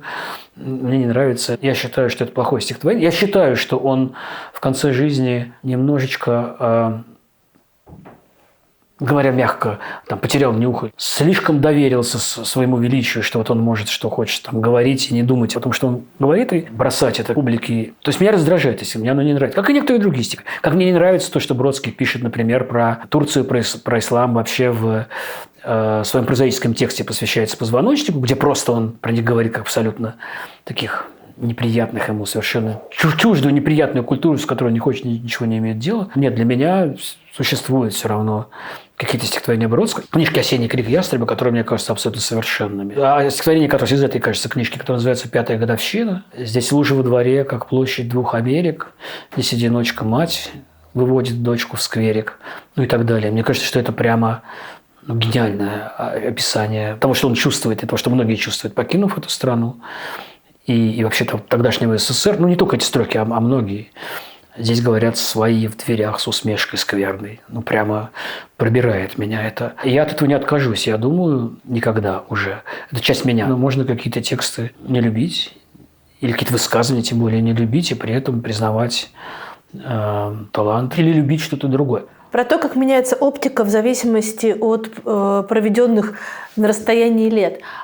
Есть роман, о котором у вас есть лекция, а для меня это роман один из моих любимых «Тихий Дон», про который много всяких слухов, сплетен, и много у него нелюбителей. Но я недавно перечитывала, я, в принципе, раз в 2 года перечитываю.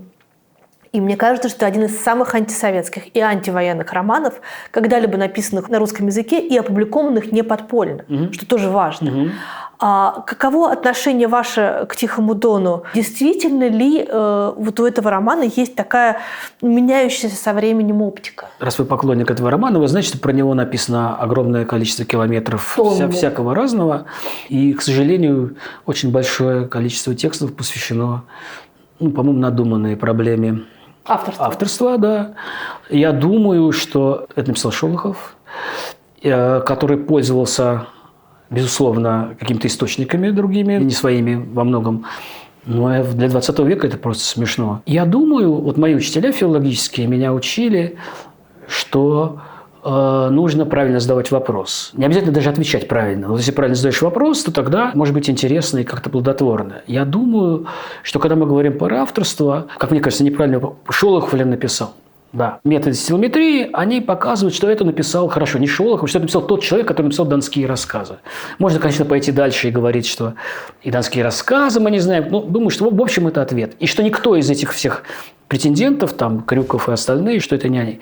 Хорошо. Но мне кажется, что правильный вопрос. Почему вообще возможен стал такой разговор? Понятно, молодой писатель. Но мало ли молодых писателей писал гениальные вещи. Почему вообще возник этот вопрос в поздние особенно годы? Не тогда, когда он писал. И я думаю, что здесь как раз ответ такой.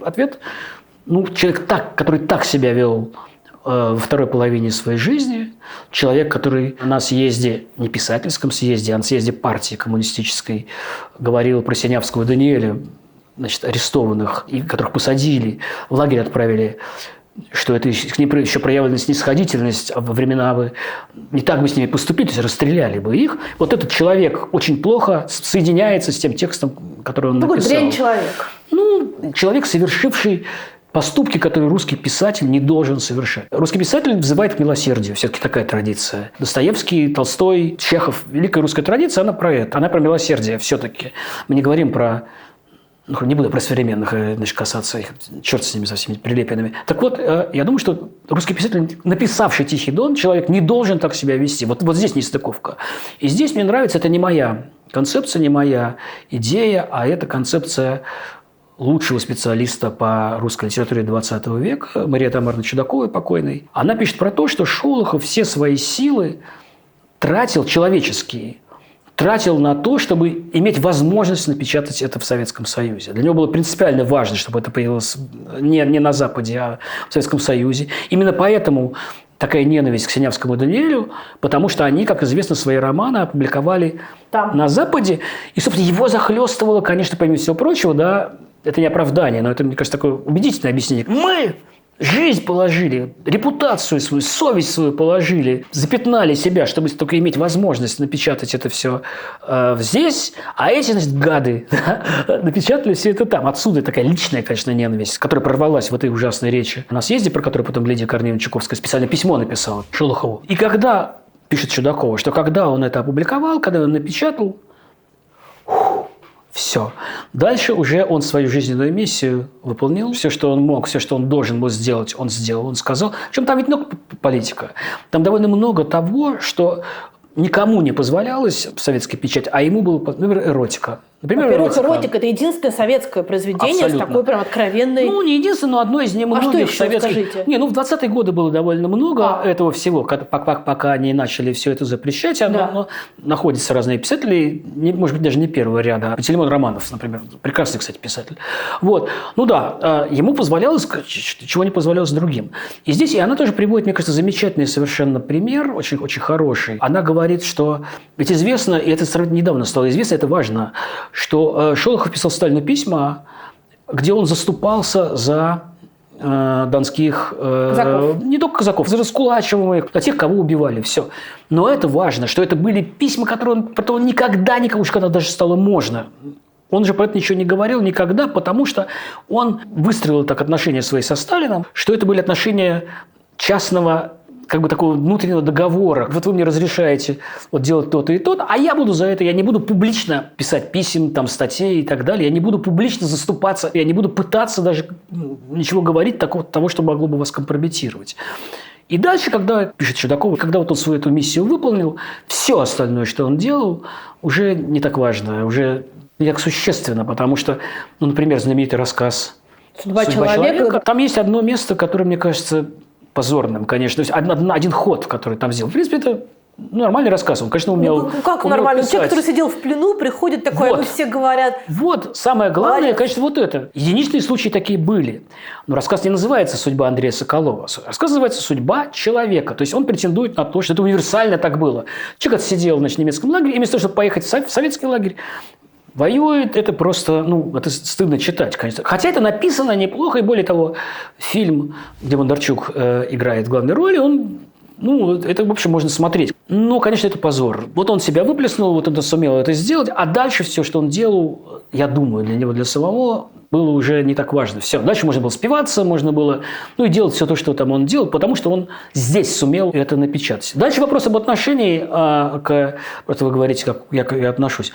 Я думаю, что он очень неровный. И там стилистически просто можно смотреть, как это все ужасно неровно. Что где-то это прямо, ненаучно выражаясь, очень здорово, а где-то это штамп на штампе или газету он там пересказывает какими-то кусками целыми большими.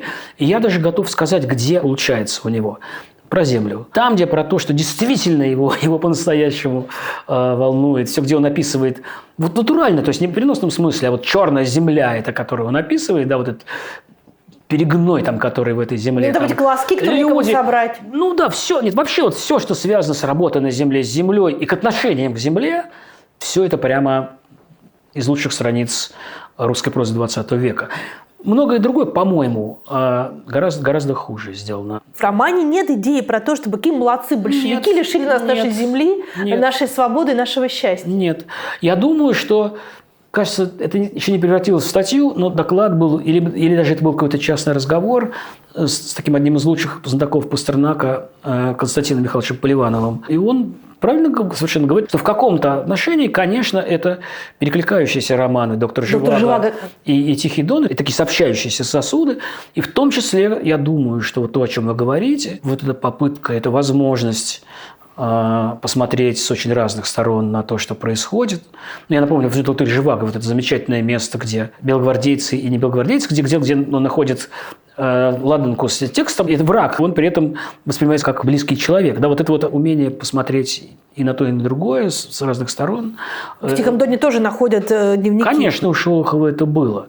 Что отличает Шолохова, например, по-моему, от, может быть, одного из самых сильных писателей эпохи, это от Гайдара, который, на самом деле, недооцененный, по-моему, прозаик, замечательный совершенно мастер, прекрасно пишущий.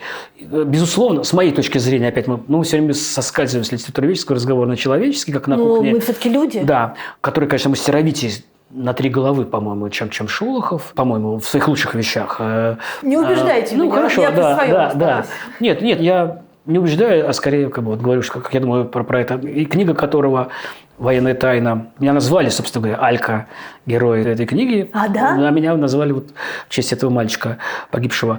Конечно, это очень страшная книга и очень страшная психология. Потому что Гайдар, конечно, для него революция продолжалась всегда. У него была религия революционная, он верил в это. И для него была важнейшая тема «свои-чужие». Чужие должны быть уничтожены.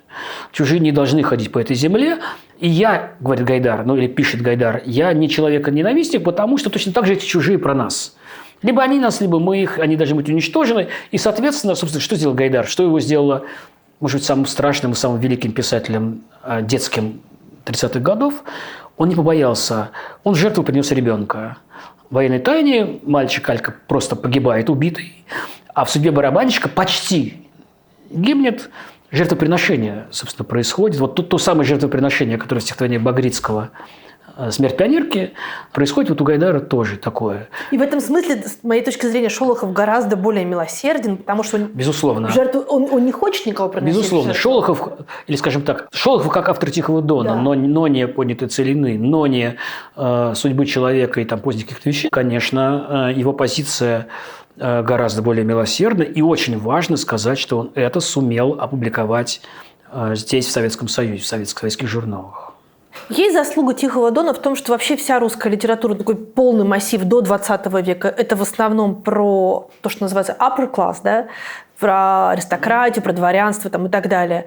А вся литература 20 века, в общем, тоже. И «Доктор Живаго» – это роман тоже про upper class. Да? А «Тихий Дон», конечно, не про крестьян, потому что казаки не крестьяне, но все-таки про людей труда. Знаете, я бы согласился, если бы не одно имя писателя, которого уже пора уже назвать, Горький. Я думаю, что все-таки Который тоже из наших краев.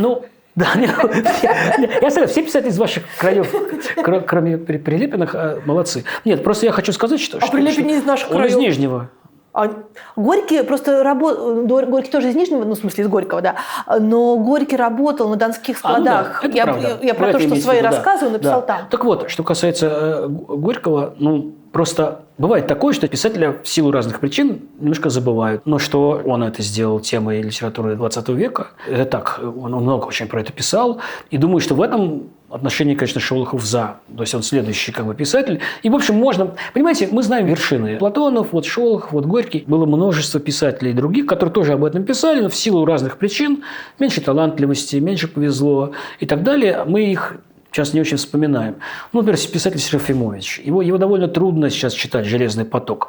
Но это очень важная была книга. Там много чего сказано того, что было важно для людей, которые тогда жили. Конечно, эти ряды нужно достраивать. И таких писателей было довольно много, которые писали. Когда началась промышленная революция в России, как минимум с 1905 года уж точно, тема эта и крестьянская, и особенно рабочего класса, пролетариата, она стала очень много и в прозе, и в поэзии возникать. И даже у Блока у какого-нибудь, который, казалось бы, очень далеко от всего этого, но все-таки сегодня фабрика в соседнем доме, окна желтые. Ну, конечно, это блоковский взгляд, но все-таки смотрит и видит эту фабрику, видит этих рабочих. Все-таки в 20 веке важную часть литературного процесса занимала пропаганда и руководящая роль Советского Союза. Литература может сформировать какого-то нового человека. У вас вышли комментарии к учебнику русского... Выходит. Пока не вышли. Я уже их читала. Да. Давайте, ладно, секретик. Вы знаете, у Рушадзе выходит, комментарий к учебнику «Родная речь». Это стихи и проза 49-го года. Фрагменты, да. Которые рекомендовали читать советским школьникам. Рекомендовали, просто заставляли, прям скажем. Это учебник, где действительно помещались... Это, конечно, не было все написано в 49-м году, хотя и в 49-м году тоже кое-что. Михалков, скажем, чемпион. Там больше всего текстов Михалкова, больше Пушкина в этом учебнике. Написано это все было раньше, но подобрано это все было... на самом деле, это тоже сложный разговор. Подобрано это было все разными способами, потому что, когда мы начинали комментировать этот текст, это была идея моего друга, как раз который в этом кабинете иногда сидит, в Тарту, Романа Лейбова, одного из моих постоянных соавторов, идея написать комментарий к такому учебнику, чтобы в том числе посмотреть, как формировалась психология тех людей, которые сегодня принимают политические решения. То есть поколение, словно у Путина, Патрушева и так далее. Да, вот это поколение, потому что этот учебник, та редакция, которую мы рассматриваем, она вышла в 49-м году, а потом до 61-го года они это все переиздавали, что-то убирая Сталина, добавляя Хрущева и так далее. В общем, набор текстов был приблизительно одинаковый. И сначала мы думали, что мы, когда все это откомментируем и напишем предисловие, то мы поймем, как эта психология формировалась. Формировалась она, конечно, и в семье, и во дворе. В случае с Путиным, я думаю, двор был вообще самым главным. Он же не блатной, он такой пацан, он такой дворовой. Слушайте, это постблокадный Ленинград, страшное место. Дворовая шпана. И отчасти, конечно, для себя мы на этот вопрос ответили, потому что там есть, например, страшная сосредоточенность на сельскохозяйственных всяких урожаях. Но еще, может, гораздо важнее, что там нет мировой литературы никакой. Там есть только русская советская литература. Ни одного текста в этой родной речи нет переводного. Ни одного. Там нету узбекского, казахского, белорусского. Там есть только, что в сегодняшней ситуации выглядит особенно потешно или, наоборот, печально. Там есть Коцюбинский, то есть весь украинский писатель, переведенный, конечно, разумеется, и все. То есть ни Шевченко, ни Леся Украинки, никого в помине там... То есть ни грузинских авторов? Ни Купалы, ни Бараташвили. То есть понятно, что никого там в помине нет. Хотя слова там общие про нашу национальную культуру там говорятся где-то в каких-то местах, но завершает эту книжку гимн Советского Союза в тогдашней редакции с гениальными строчками начальными. «Союз нерушимый республик свободных сплотила навеки Великая Русь». Собственно говоря, если вы хотите про то, что такое Советский Союз, там все есть. Но при этом надо сказать, что меня поразило, это такой важнейший идеологический учебник, 1000 контролеров, который должен развивать нашего ребенка, все. В каком дикой спешке и в каком таком беспорядке, с каким количеством диких ошибок все это готовилось и потом было издано. С переписыванием Толстого Льву Николаевичу, классику, между прочим, про которого Ленин сказал, что он зеркало русской революции, рассказов не Толстого. Там 5 или 6 текстов, где просто другие авторы. Мать Алексея Толстого, писатель Бастром, написал рассказ, а его приписали Толстому. То есть, с каким-то забыванием фамилий, причем забываниями. Я сейчас думаю, наверное, это репрессивно. Нет. Другого издания в следующем они вспомнили Бианки, они его вписали, а там его нету, потому что они просто забыли его. Удивительное, конечно, тоже советское очень отношение. То есть мы поняли что-то еще про Советский Союз, потому что, помните этот анекдот, да, что про шарики, которые дали русскому, американцу и немцу, один сломал, другой потерял. Да, что вот это такая бестолковость абсолютная, одного из главных идеологических проектов. А составляют это все вообще какие-то бабушки, методисты. И им там всем по 80 лет, по 78. Никакого эйджизма нет, но просто уже бабушки с дореволюционным опытом, которые вставляют туда вдруг какие-то рассказы из того времени. То есть, на самом деле, я не знаю, утешительный это итог и неутешительный, идеологически чистого продукта не бывает, потому что всегда, даже если он так задумывается, как должен был этот учебник сделан, вмешивается спешка, вмешивается бардак обычный советский, и все как бы теряет свои как бы четкие какие-то очертания. А зачем в 1949 году понадобился вдруг новый учебник для школы? До 1944 года автор учебника был другой. Такая Фортунатова, Елена Фортунатова, она это все составляла. Потом в 1944 году, во время войны, вообще когда меняется как бы немного, вот гимн приняли и все такое, меняется немножко идеология, уже ясно, что скоро там, более-менее, что скоро мы победим, и все. Объявляется конкурс, и вот эти вот несколько бабушек, они уже тогда в почтенном возрасте находятся, они составляют учебник для первого класса. И удивительно то, насколько это смелые по тем временам издания, потому что они включают туда Сашу Черного, который эмигрант, тексты. Они включают туда Есенина, стихотворение, которое полузапрещенное, «Береза». Они включают туда Бальмонта, эмигранта Бальмонта, стихотворение такое. Почему? Они включают туда американскую сказку маленькую, одну, про курочку. Пишут, что это американская сказка. И они включают туда английский какой-то, значит, текст. То есть по тем временам это просто абсолютно такая революция. И дальше, от года к году, это все переиздается, и видно, как это все потихонечку, все вот это спорное, все вот это как бы такое, что делало этот учебник живым, все это оттуда выбивается, убирается. А 49-й год – это важный год. Я думаю, что это один из самых страшных годов не только в истории Советского Союза, может, в истории России вообще. Потому что это начинается борьба с космополитами как раз в это время. И юбилей Сталина. Как это новый веха, эра, которая непонятно бы чем закончилась, если бы Сталин не умер в марте 1953 года. И вот создается этот учебник, берется за основу тот, из него 2/3 выкидывается, они начинают вставлять что-то спешно, какие-то тексты. Михалков написал только что про музей Ленина, то, что мы учили с вами в детстве. «Воскресный день с сестрой моей».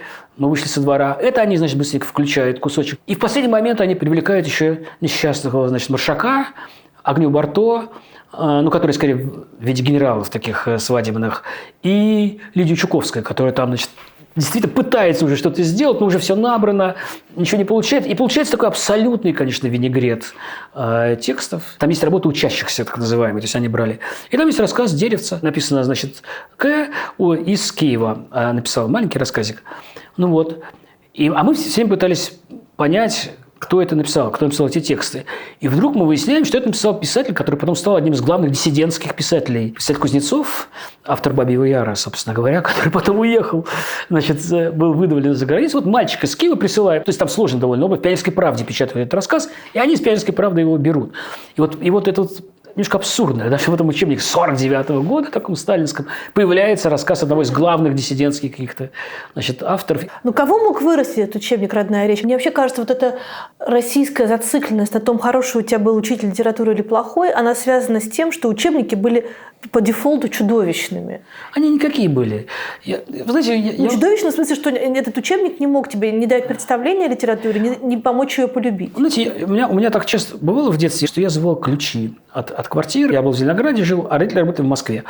И я приходил, на пороге сидел, ждал, пока они придут. Книжек не было с собой, доставал какой-нибудь учебник литературы и что-то читал. Было и вполне увлекательно. Скажем, например, рассказ Толстого Льва Николаевича «Кавказский пленник», который был в хрестоматии до 3-го или 4-го класса. Он был хороший. Я бы вообще, если честно, не стал бы преувеличивать роли учебников и хрестоматий в воспитании, вот когда вы говорите про советского там человека, наша эта книжка кончается вдруг таким почти художественным куском, что выбегают из школы дети, и каждый думает о своем, и мы придумываем там для каждого какой-то маленькой биографии. А последним я вставил про мою маму, в Новосибирске, девочка, потерявшая отца на фронте. Но только не об этом учебнике. И это как раз про то, что на самом деле вот слишком большого значения придавать все-таки этим учебникам не надо. Они как-то пытались структурировать, не всегда у них, опять же, получалось, но они пытались структурировать эти тексты, и там сначала идет школа, потом семья. То есть школа важнее семьи. Они пытаются так сделать. На самом деле, как мне кажется, во всяком случае, в общем, всегда семья была важнее. Я думаю, что роль пропаганды, конечно, недооценивать невозможно, но и переоценивать тоже я бы не стал. Я не уверен, что они так уж формировали детей, Ну и мы с вами помним, ну правда же, мы же не только Михалкова помним, мы помним, я не знаю, вот «Север тучи нагоняя, завыл, задул, и вот сама пришла волшебница зима». То есть Пушкин кусочек из Онегина, которому учили в 1 классе, потому что он входил в эту с вашей же точки родную зрения, речь. вот вы же были и преподавателем в школе, и преподавателем в университете. С вашей точки зрения, вот эти вот кусочки, которые заставляют детей учить чудовищными голосами, рассказывать перед доской, это нужно? Ой, ну мне трудно сказать. Когда я был юным, молодым, мне казалось, нет, что это ужасно, что вообще все это не нужно. С другой стороны, я понимаю, что какая-то часть читателей, это едва ли не единственное, может быть, что они вообще в своей жизни прочитают. И уж точно то, что они запомнят наизусть, то, что их заставит выучить наизусть. А дальше начинается сложное, потому что я думаю, что Бродский, который говорит в своей Нобелевской лекции, что человек, прочитавший Диккенса, будет лучше и не станет там убивать, там, и не станет зверем.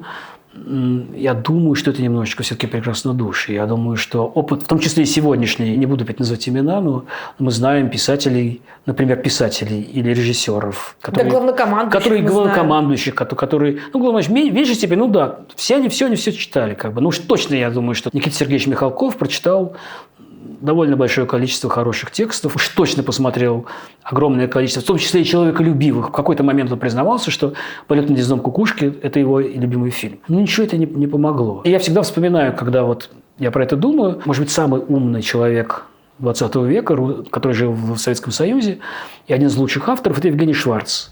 Его дневники, по-моему, может быть, лучшее, что про это время есть вообще.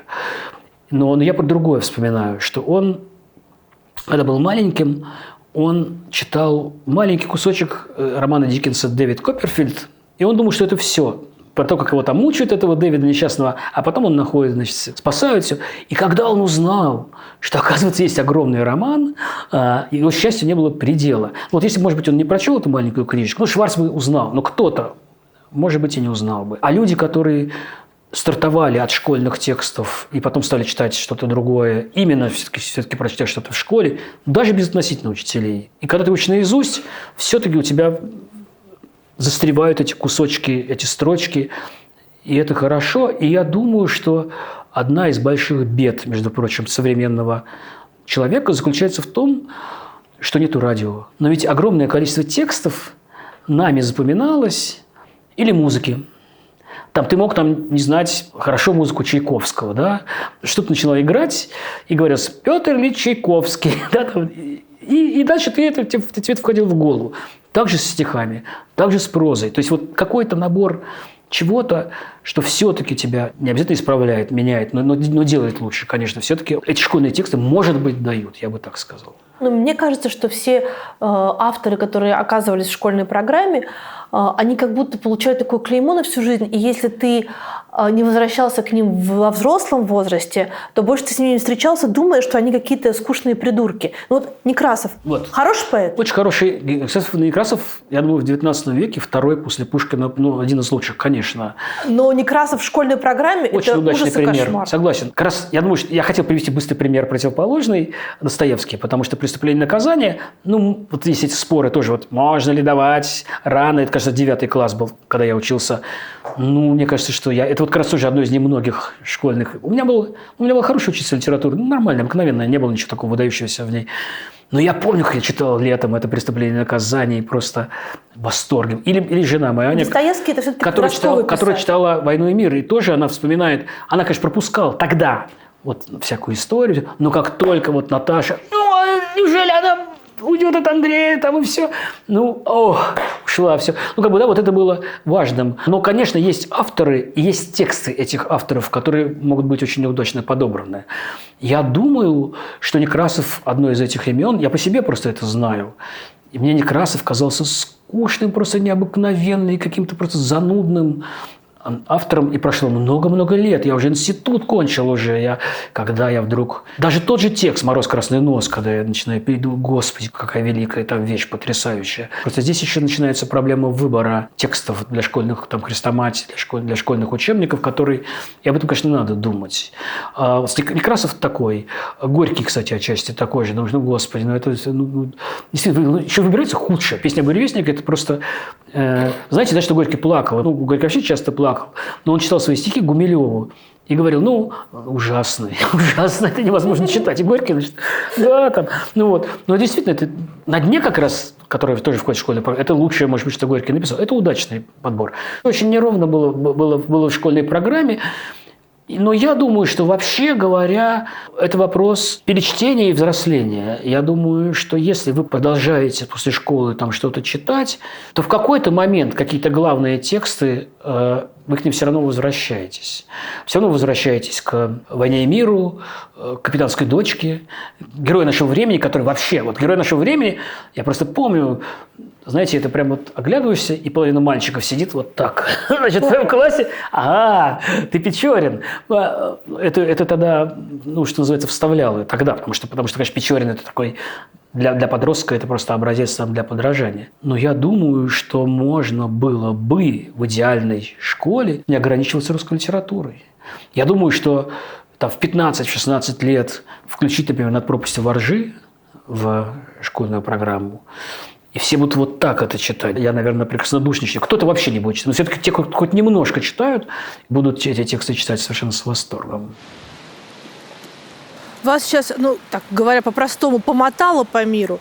Какое отношение к славистике, как к науке в мире? Я не буду говорить, что прям вот все то же самое абсолютно. Мне кажется, что связи между нами, дружеские связи, между тем, кто занимается русской литературой, они такие надежные, прочные и прекрасные, что все-таки ты чувствуешь все время поддержку. И я ее, конечно, ощутил очень сильно и в Ташкенте, куда сначала я поехал просто абсолютно не зная никого там. Просто когда началась война, этот этап войны, скажем, 24 февраля, ректорат наш поддержал войну очень быстро. И я написал пост у себя, что вот я не поддерживаю. И, пожалуйста, если кто-то может, помогите. И вот из Ташкента мне написала абсолютно мне незнакомая женщина, прекрасная Садат Агашина Камила, которая мне сказала, приезжайте. Я приехал. Потом Принцем 2 года. Другое дело, конечно, что появились разные отягчающие, я бы сказал это слово, обстоятельства. Конечно, тебя могут спрашивать там, а почему ты печатаешься в русских журналах, например? Почему ты продолжаешь печататься в России, хотя ты в России фашистская страна? Вот тебя могут про это спросить. А почему вы продолжаете печататься в России? Я думаю... Сейчас я, к сожалению, не продолжаю печататься в России по одной причине, что меня перестали печататься в России, даже мои друзья, и я их понимаю. Потому что я иноагент, и потому что просто это грозит им закрытием журнала и всякими же страшными неприятностями. Но до последнего момента, вот до середины этого года я печатался. Это была моя принципиальная позиция. Потому что, мне кажется, нельзя на откуп негодяям отдавать мальчиков, девочек, и просто хороших людей, которые в России, конечно, продолжают быть. И я там печатал. И так я и сказал этому своему американскому коллеге, который меня про это спросил. Вы можете не печататься. Здесь тоже для меня принципиально важно, что каждый по себе выбирает. Если у кого-то есть такая позиция, я не хочу, я не буду, для меня это болезненно, пожалуйста. Мне не нравится, когда начинается поучение. Но вернемся тогда к вашему иноагентству. Сейчас вообще какая у вас есть работа? Сейчас я, спасибо Финляндии прекрасной и моим друзьям в Финляндии, сейчас есть такое сообщество, которое называется «Коллегиум» при Хельсинском университете, где ученые со всего мира читают доклады какие-то и потом их обсуждают. И вот я на год до середины августа 2026 года, пока я нахожусь вот в этом коллегиуме. И я впервые, чем я горжусь больше многого, я впервые делал по-английски большой доклад. Вот я рассказывал про финские мотивы и вообще про Финляндию в жизни Мандельштама. Вот это моя тема вот на этом самом коллегиуме. А что дальше? Август не за горами. Я не знаю. Есть какие-то варианты, я бы сказал так. Но ничего определенного я сказать не могу пока. И это, конечно, предмет некоторой тревоги. Я думаю, что во всех этих иноагентских скитаниях вот это самое тревожное. Тем более я не один, у меня ребенок и жена. Пока так сложилось, что я тот человек, который, благодаря которому определяется, где мы будем дальше. Когда ты не знаешь, где ты будешь через год, это довольно сильное чувство может вызывать. При этом вот здесь иноагентство тоже играет какую-то роль, потому что если раньше у меня был вариант оказаться в какой-нибудь из бывших советских республик, например, то сейчас этого варианта нету. Понятно, что очень быстро, это мы с вами оба, я думаю, понимаем, что очень быстро иноагентство перерастает в уголовное дело. Количество мест, где я могу оказаться, оно сужается. Поэтому одна из моих мечт – это, наконец, где-нибудь оказаться на постоянной основе, преподавать тихонечко, писать книжки, чтобы ребята отстали от меня уже. И меня поразило, не знаю, стоит ли про это рассказать или нет, но меня поразило вот что. Я в своем Фейсбуке даже опубликовал пост такой, потому что как-то надо искать. И я опубликовал, что вот я такой-то, дорогие читатели, там много, у меня там 1030 там есть. Дорогие читатели, вот если есть какие-то места, где можно устроиться, пожалуйста, имейте меня в виду. Вот у меня кончается в августе. И пришло действительно куча людей, мне пытались помочь и помогали. То есть очень все было здорово. Но меня поразил некоторый человек, которого зовут Сергей Шмидт. Это какой-то очень известный блогер оказался, который в Иркутске сидит. И он написал у себя в Фейсбуке такой текст, что что эти профессора такие оппозиционные, сидел бы в Москве себе, был бы популярен у студентов, а вот он зачем-то, он уехал, какой смысл, чтобы сейчас так жалко просить о помощи. Я должен сказать, что я порадовался, потому что к нему в комментарии пришли, все практически ненавистные мне какие-то. И пришли все мои самые любимые, почти все мои самые любимые люди, там Дмитрий Ольшанский, со словами «какой я негодяй», там Исраиль Шамир, это такой в Израиле довольно же страшный какой-то человек, идиот такой. И они пришли, и они написали там: да, там, отлично, посмотрите, какой там подонок. И это меня, кстати, успокоило. Я подумал, если такие люди пишут, то ладно, опускай. Но ведь в Вышке осталось огромное количество людей, с которыми вы работали бок о бок. Да. И это все уважаемые ученые. Не огромное, но некоторое количество людей осталось, да. А вы поддерживаете с ними отношения? Я поддерживаю с ними отношения в том случае, когда они хотят со мной поддерживать отношения, это уточнил. Я не поддерживаю отношения с людьми, их мало, но они есть, которые зиганули. То есть те люди, которые... А чем это определяет? Эти кричат... Те, кто прямо говорит, что отличная война, Путин молодец, а такие люди есть. Не в моем самом ближнем окружении, но они есть. Я с ними не общаюсь. Те люди, которые пишут «все сложно», а дальше потом все равно начинают защищать Путина и все это, в общем, тоже я с ними не общаюсь. Со всеми остальными, молчащими, например, людьми, я общаюсь и считаю, что в каком-то смысле им труднее, чем мне. Я уехал и могу говорить, что я хочу. А они несчастные, бедные. Я думаю, что для многих из них это принципиально важно оставаться в той стране, где там они жили, родились. И эта позиция достойна уважения. Собственно говоря, Анна Андреевна Ахматова, написавшая «Нет, и не под чуждым небосводом, и не под защитой чуждых крыл. Я была тогда с моим народом, там, где мой народ, к несчастью, был». Конечно, можно сделать ударение, как я сейчас на этом, к несчастью, но для него, видимо, это была принципиальная позиция. А где мой народ, к несчастью? Да, для нее это была принципиальная позиция. Я знаю людей, которые остаются в России, несмотря ни на что. И одно я могу назвать, потому что этот человек умер. Мой друг Андрей Немзер, критик литературный, который умер, я думаю, от того, что в России все это произошло. Но для него было важно, речи даже не шло о том, чтобы он уезжал. У меня не так. А почему вы уехали? Я уехал, для меня, возможно, это ошибка, возможно, но это мой выбор, я бы сказал, вот так. Я никому его не навязываю, я не считаю, что это единственный возможный путь. Но для меня свобода, это, пожалуй, такая единственная, безусловная, абсолютно ценность, кроме каких-то очевидных нравственных, не убей, старайся быть милосердным, и что-то такое. Я имею право так сказать, потому что я за это расплатился карьерой, деньгами, спокойствием и так далее. Я не могу. Я в какой-то момент знаю просто про себя, что если я не могу выходить протестовать, может быть, так, как Навальный, я не могу так энергично, но и в то же время я не могу сидеть и молчать. Или там уговаривать себя, что ну вот, есть студенты, я должен их воспитывать. Ну, как с ним должен, ну, как воспитывать? Я должен их учить. Важно, чтобы были хорошие люди, преподаватели. Все это верно. Но это просто не мой конкретный случай. Я начну болтать, я начну говорить, я начну писать. Ну, я окажусь в тюрьме. И мы с женой договорились с моей, что мы уедем. У нас было такое условие. Она давно, начиная с Крыма и с Навального, там вот это вот началось. Она сказала, что-то здесь совсем плохо. И мы с ней договорились сначала, что если смертную казнь вернут, мы сразу уезжаем. Но 24 февраля, я просто помню, как это все было. 23 февраля салют. И уже было такое ощущение, о, Господи, что-то такое прямо... Какой-то апокалипсис. Но все равно сын наш шумел что-то, и мы в разных комнатах, чтобы я отдыхал. И вдруг там буквально, как в военной песне, знаете, 22 июня ровно в 4 часа вбегает моя жена с такими глазами. Война. Что за война? Что ты говоришь? Война, Путин бомбит Киев. Господи. Ну, дальше не было вопроса, на самом деле. То есть, вот, по ощущениям, все, я сразу понял, что я сказал, все, давай быстро думать, искать. И нас останавливали, мы уехали, кажется, 8 апреля. Но мы так сделали только потому, что билеты сразу стали стоить столько, что мы не могли себе этого позволить. Но мы купили в Ереван, а потом приехали в Грузию, а потом в Узбекистан быстро билеты. И вот как раз пример того, о чем мы говорим.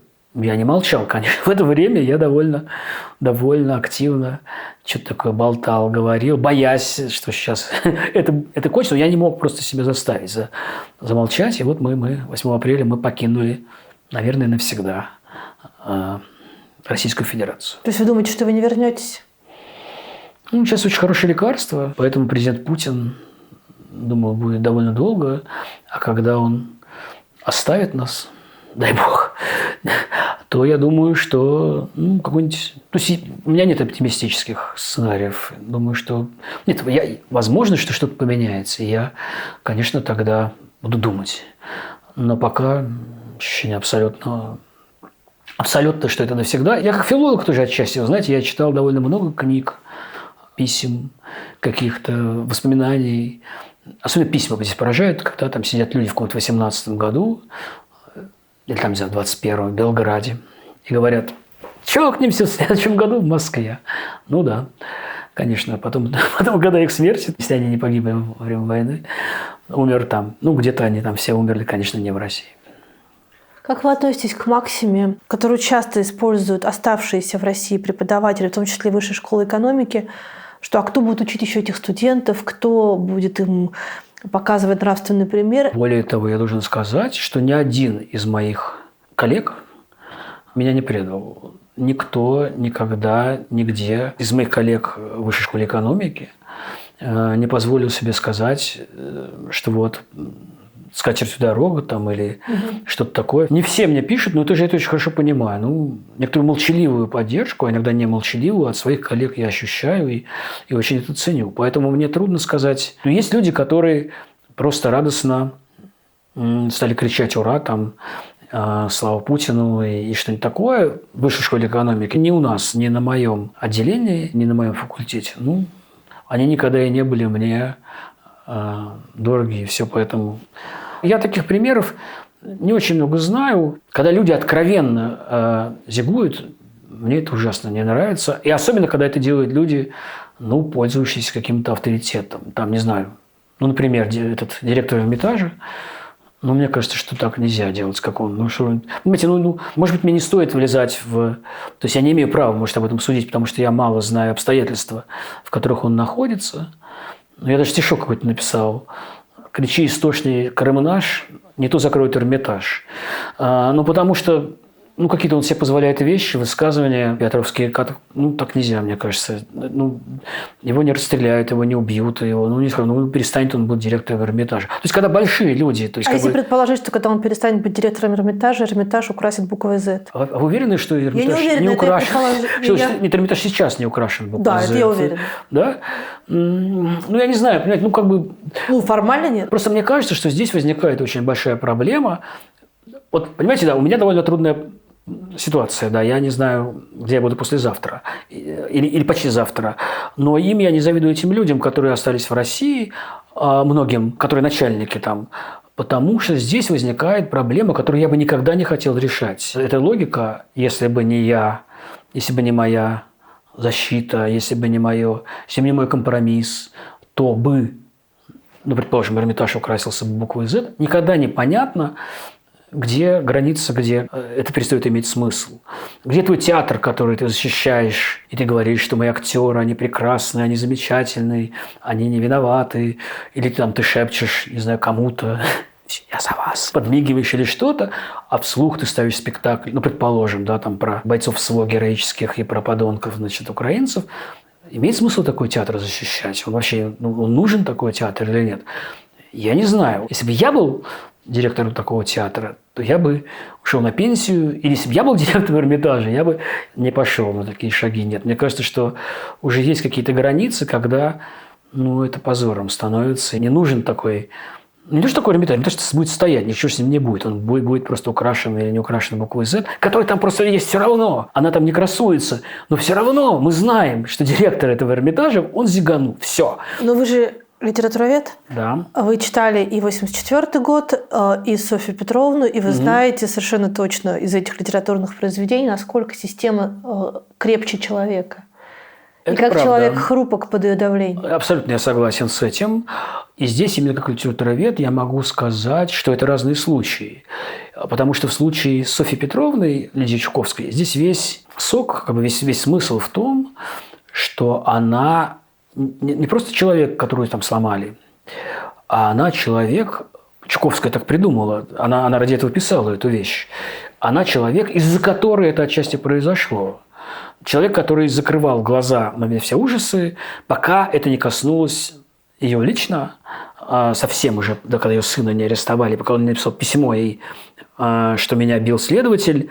И дальше она... Что она делает с этим письмом? Помните или нет, она его сжигает, но она сходит с ума. Кончается тем, что она просто не выдерживает того, что на нее наваливается, она его уничтожает. И я думаю, что дальше... Вы считаете, что она сходит с ума? Да, конечно. Я думаю, что дальше ее путь абсолютно безумие. Не то, что она сейчас сожжет письмо и начнет кричать там «Ура, Сталин!» Она не начнет кричать «Ура, Сталин!», но она сделает вид, что ничего не произошло, не было никакого письма. Она не делает этот вид, она не может делать такой вид, потому что этот сын – это смысл ее жизни. Это важно очень для Чуковской. Когда вышла эта повесть впервые, она называлась «Опустевший дом». А «Опустевший дом» – это цитата из Ахматовой, из «Реквиема» Ахматовой.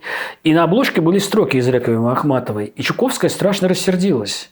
Она пишет в дневнике, что никогда я не думала, она же была младшей подругой Ахматовой, обожала ее. Они, конечно, немножко соперничали, она, конечно, снизу вверх на нее с обожанием смотрела, и она пишет: я никогда не думала, что цитата из Ахматовой вызовет у меня раздражение, что она мне не понравится, что я не буду рада. Она не была рада не потому, что это была Ахматова, и она с ней соперничала в данном случае, а потому что читатели путали Софью Петровну с героиней «Реквиема». А это совсем разные героини. Софья Петровна – мещанка. Софья Петровна до последнего момента пытается сделать вид, что ничего не произошло. И на этом построится вся вещь. Она и жертва, конечно, ее жалко, но она раздражающий персонаж. Перечитайте. Вот это тут есть, я не знаю, хорошая филология или плохая филология. Но вот если вы сейчас начнете перечитывать, вы это увидите. Как Аверинцев говорил, филология – это способ коммуникации. Да, вот и сейчас вы увидите вот эта непрямая, не собственно прямая речь, которая там есть, как бы не она же говорит, не ее внутренний монолог, но она ее все время дискредитирует, эту Софью Петровну. Я в 22 году специально перечитала Софью Петровну, и это очень сильно помогло мне никого не осуждать. Это прекрасная позиция, замечательная ваша, никого не осуждать, правда, не серьезно. моя, а Софья Петровна. Ваша. И Чуковская по отношению к Софье Петровне. Нет, конечно. Позиция Чуковской, конечно, другая. Это нечестный прием выходить за пределы, может быть, произведения. Выходите, да. Но она просто про это несколько раз пишет. Они стоят в очереди с какими-то, вот в этих бесконечных очередях, она стоит со своими двумя подругами, двумя знакомыми. Начинается страшный дождь. И она их ведет к себе домой, чтобы обогреться. Они там раздеваются почти, потому что мокрое все. Вешают на батарею какие-то там вещи. И вдруг какая-то из этих женщин говорит: ой, бедные эти вот НКВДшники, а они-то как бедные сейчас, что? И она их в ярости выгоняет. Причем она сама пишет: бедные, вот чуть ли там чулки чуть ли не... Почему я вспомнил про эти чулки снятые? Чуть ли чулки не дала, значит, надеть их, вышвырнула. И она пишет, что это вот Софья Петровна, вот они. Это такое понимание, что пока тебя жадный петух не клюнет, пока тебя это лично не коснется, и пока ты не ответишь на это единственным тебе возможным способом, безумием, ничего ты не понимаешь и не хочешь понимать, закрываешься от всего. И там была первая часть, которую она убрала потом в этой Софье Петровне. Я просто мечтаю об этом книжку написать, когда-нибудь про Софью Петровну. Там была первая часть про ее дореволюционную, про ее раннюю биографию, где как раз она показывалась, там, это осталось чуть-чуть в тексте, где она была такой мещанкой. Вот Чуковскую иногда упрекают в том, что она такая прямолинейная, что она всегда такая была не тонкая. Это одна из самых тонких вещей в русской литературе. Потому что то, что она делает в этой повести, тоже. А, конечно, она ее сопоставляет с Акакием Акакевичем немножко. Обожающая свое дело, маленькая женщина, которая сидит и наслаждается. Но там есть одна очень большая разница, и она именно, я думаю, что Акакий Акакевич был вполне доволен и счастлив своим местом. Вот он сидел, переписывал, больше ему ничего не было нужно. Софья Петровна была маленькой начальницей. Она была начальницей над этими девушками, и она была рада тому, как она может ими там командовать, снисходительно себя как-то вести и так далее. И они с этой Наташей, помните, там еще одна героиня такая младшая, они смотрят советские фильмы, они обсуждают врагов народа, она объясняет Наташе что-то про врагов народа, значит, которые что-то против злоумышляют. То есть она как бы такая женщина, сходящая с ума от вот того, что происходит. Интересно, что этот парижский издатель, он поменял имя. У него называется она Ольга Петровна, героиня. Почему? Ну, он объяснил, он был такой вообще не очень умный человек, который это издавал, потому что он сказал, Софья переведется как Софи, и будет похожа на Софи Лорен. Ну, какие-то глупости он написал. Ну, и она была очень недовольна. Думаю, потому что она пишет в другом месте, сама Чуковская, что ведь Софья – это мудрость, как бы, да, что это вещь о том, как никакая житейская мудрость не может помочь человеку справиться вот с такими обстоятельствами. И она натурально просто сходит с ума в конце. Но возвращаясь к нашему все-таки разговору, 1984 – это другой случай. Вот это, как и мы, Замятина, например, да, это действительно, это про то, как человека ломают об колено. Я надеюсь, что я не Софья Петровна, что мой тип личности не этот. Да? Софья Петровна – это вот такой обыватель, который не замечает ничего, пока его не коснется.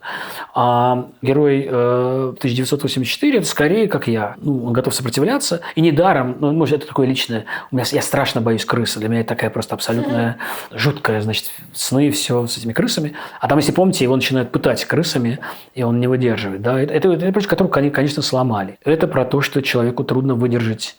У каждого есть своя крыса. Да, у каждого есть свой предел. И это страшная концовка. Он любил старшего брата. Это про то, что отчасти произошло в 1937 году с Мандельштамом. Мандельштам, который пишет стихотворение, воспевающее Сталина, стихи о Сталине. Вот Глеб Морев про это написал книжку целую, очень хорошую, по-моему. Это вот Мандельштам такой. Мандельштам сломленный, Мандельштам, который полюбил Сталина. Там непонятно, что было бы дальше в его судьбе, но вот в этот период это было так. Ну, зато известно, что было дальше в его судьбе.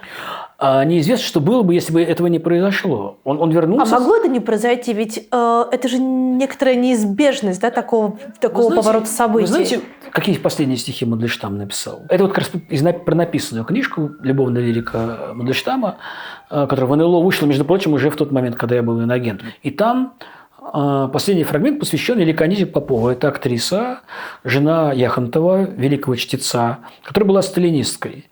И Мандельштам написал ей стихи, которые воспевают Сталина, где любовь к ней соединяется с любовью к Сталину. Это самые последние стихи Мандельштама, которые сохранились. И Надежда Яковлевна, они были не опубликованные. Их нашла такая Виктория Швейцер, замечательная исследовательница. И она, когда показала Надежде Яковлевне Мандельштаму эти стихи, то Надежда Яковлевна была в ярости совершенно. Сказала, что я бы его кидала в морду. Не только потому, что он был влюблен в другую женщину, это как раз к этому она привыкла. Он часто влюблялся и потом возвращался. А именно потому, что это были стихи, прославляющие Сталина. И из воронежской ссылки он вернулся абсолютно желая быть советским поэтом. И его убрали просто потому, что он надоел.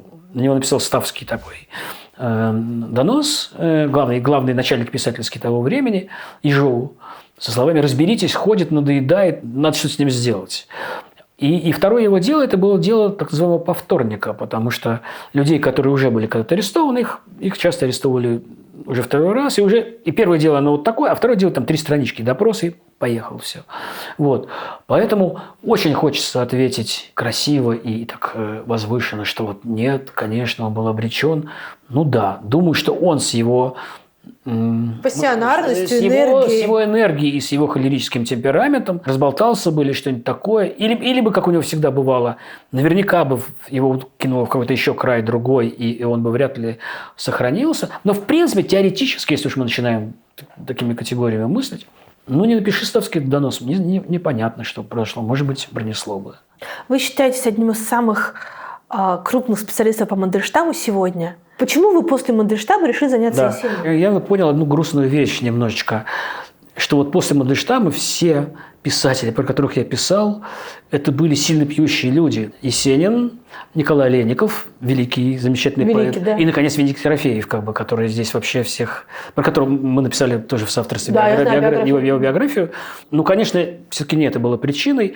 Причина была абсолютно филологической. Так сложилось, что репутация Есенина в кругу тех филологов, к которым я имею честь принадлежать, Которые любят Мандельштама? которые любят Мандельштама, которые любят Пастернака, которые любят Ахматову, Цветаева и так далее, все понимали, что это большой поэт с очень сильным талантом и сыгравший очень большую роль в поэзии.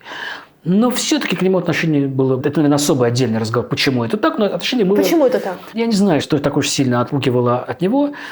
Отчасти, может быть, так же, как от Маяковского. Знаете, как Пастернак сказал про Маяковского? Стали насаждать как картошку при Екатерине, и он надоел. Вот Есенин был... Есениным занимались в основном те, кого мягко можно назвать почвенниками, а если говорить жестко, такие антисемиты, которые создали, собственно, эту легенду про умученного жидами и большевиками русского гения. И отношение поэтому было такое, да, конечно, но мы лучше про Клюева напишем, про Николая Клюева, учеником которого некоторое время Есенин был, и потом нет. А кроме того, была такая мафия, были люди, которые на себя взяли эту роль. Вот мы занимаемся Есениным, и тоже это были люди далекие от моего круга в основном. Такие отец и сын Сергей Куняев, сын, и Станислав Куняев, печально известный вам, я думаю, другими своими подвигами. Они написали биографию Есенина в том числе. С одной стороны, от нас, Куняева, другой Прилепин. Мы в серединке. Но я подумал, как-то это неправильно, потому что поэт очень крупный, интересный, безусловно, связанный очень тесно с эпохой с этой, которую он должен вписать в это время. И я предложил своему другу Михаилу Сверлову, тоже постоянному моему соавтору, давай напишем, давай сделаем. И мы сели и написали эту книгу, которая вызвала очень неоднозначную реакцию тогда, потому что кому-то понравилось, кто-то сказал отлично и все. А кто-то, как раз эти, они сказали: «О, Господи, оболгали нашего, мы хотя бы писали эту книгу с любовью к Есенину. Я считаю, что это прекрасный поэт. Может, в список я его, это характерно, его не включил.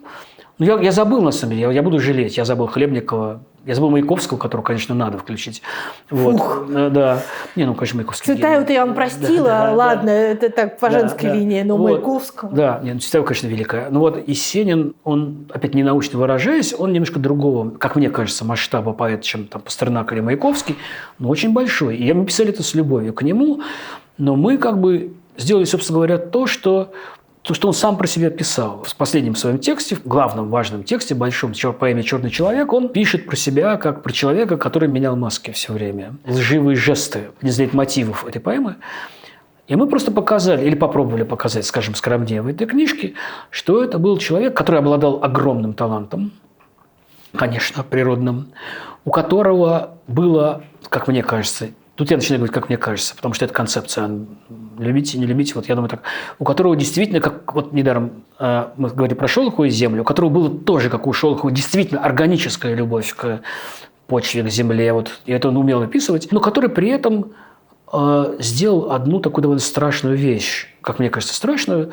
Он все поставил на талант. Талант – это главное, что есть.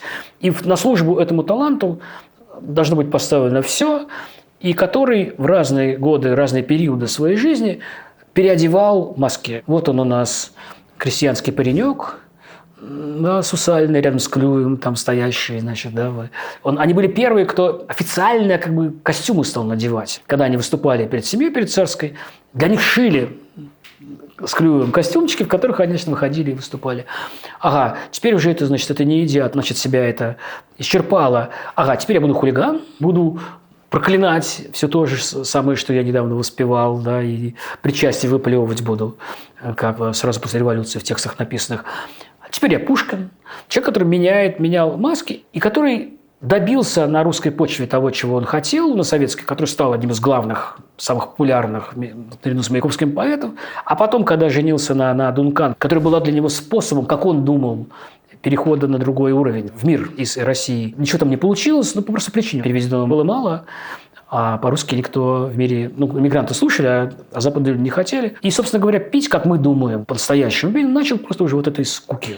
Он всего, чего хотел, добился и не понимал, куда ему дальше просто уже двигаться. И поэтому вот в нашей концепции вот этого вопроса о том, сам ли себя убил Есенин, не сам, его не существует не только потому, что есть стихотворение, в котором он просто тогда прощается и пишет. До свидания. И кровью его пишет. Но еще потому, что действительно это такой вот закономерный итог вот поэта такой вот судьбы.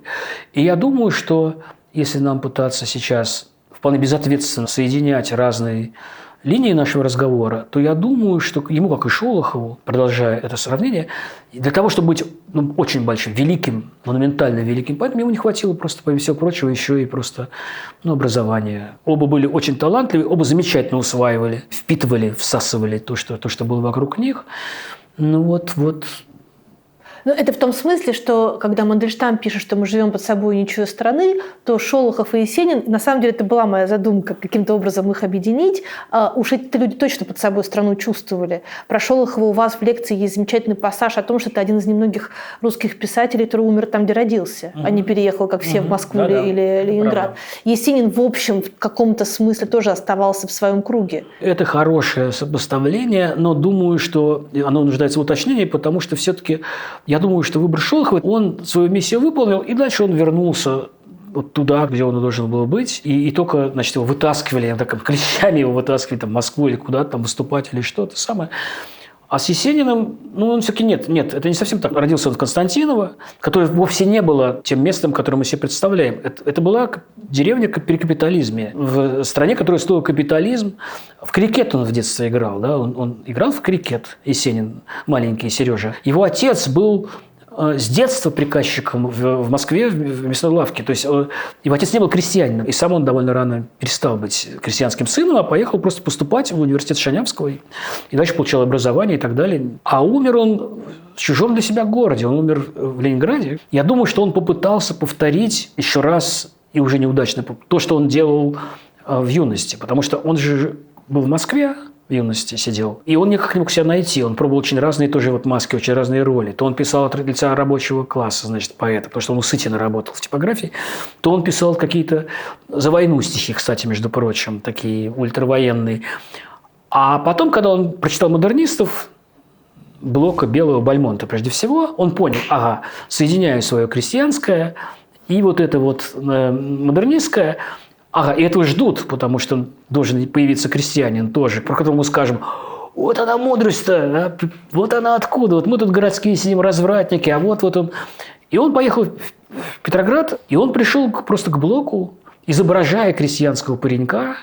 Блока поразил совершенно, что вот это да, потому что стихи модернистские, но вот с этой сработало.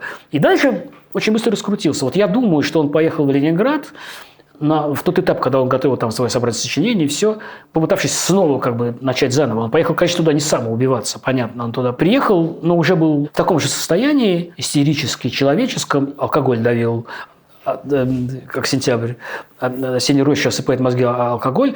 Уже в таком он был состоянии, что уже его... уже все было предрешено, и вот он внезапно покончил с собой. То есть я хочу сказать, что я думаю, что рождение Шолохова и смерть Шолохова в Вешенской и рождение Есенина в Константиново и смерть его в Ленинграде – это разные совсем случаи. Как так вышло, что литературоведение такое захватывающее, интересное, невероятное, местами напоминающее приключение дело, а вот эта литературная среда филологическая, такая токсичная, где все друг на друга пишут доносы, все друг друга как будто бы не сильно любят.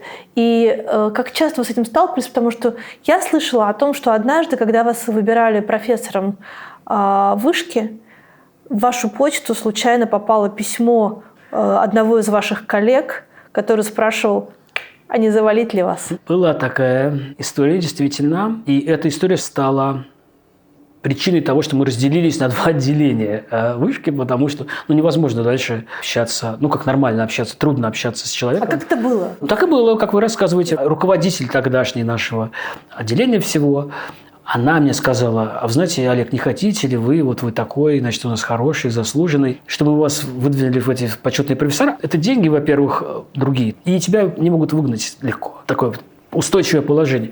Я говорю, ну, конечно, а почему нет? Никаких подлостей для этого совершать не надо, пожалуйста. И она мне потом пишет, там, вот, пожалуйста, подайте, не забудьте. А потом, действительно, накануне этих выборов, это вообще такая беда, на самом деле, конечно, интернет, потому что люди иногда думают, что они пишут одному человеку, а посылают в коллективную рассылку.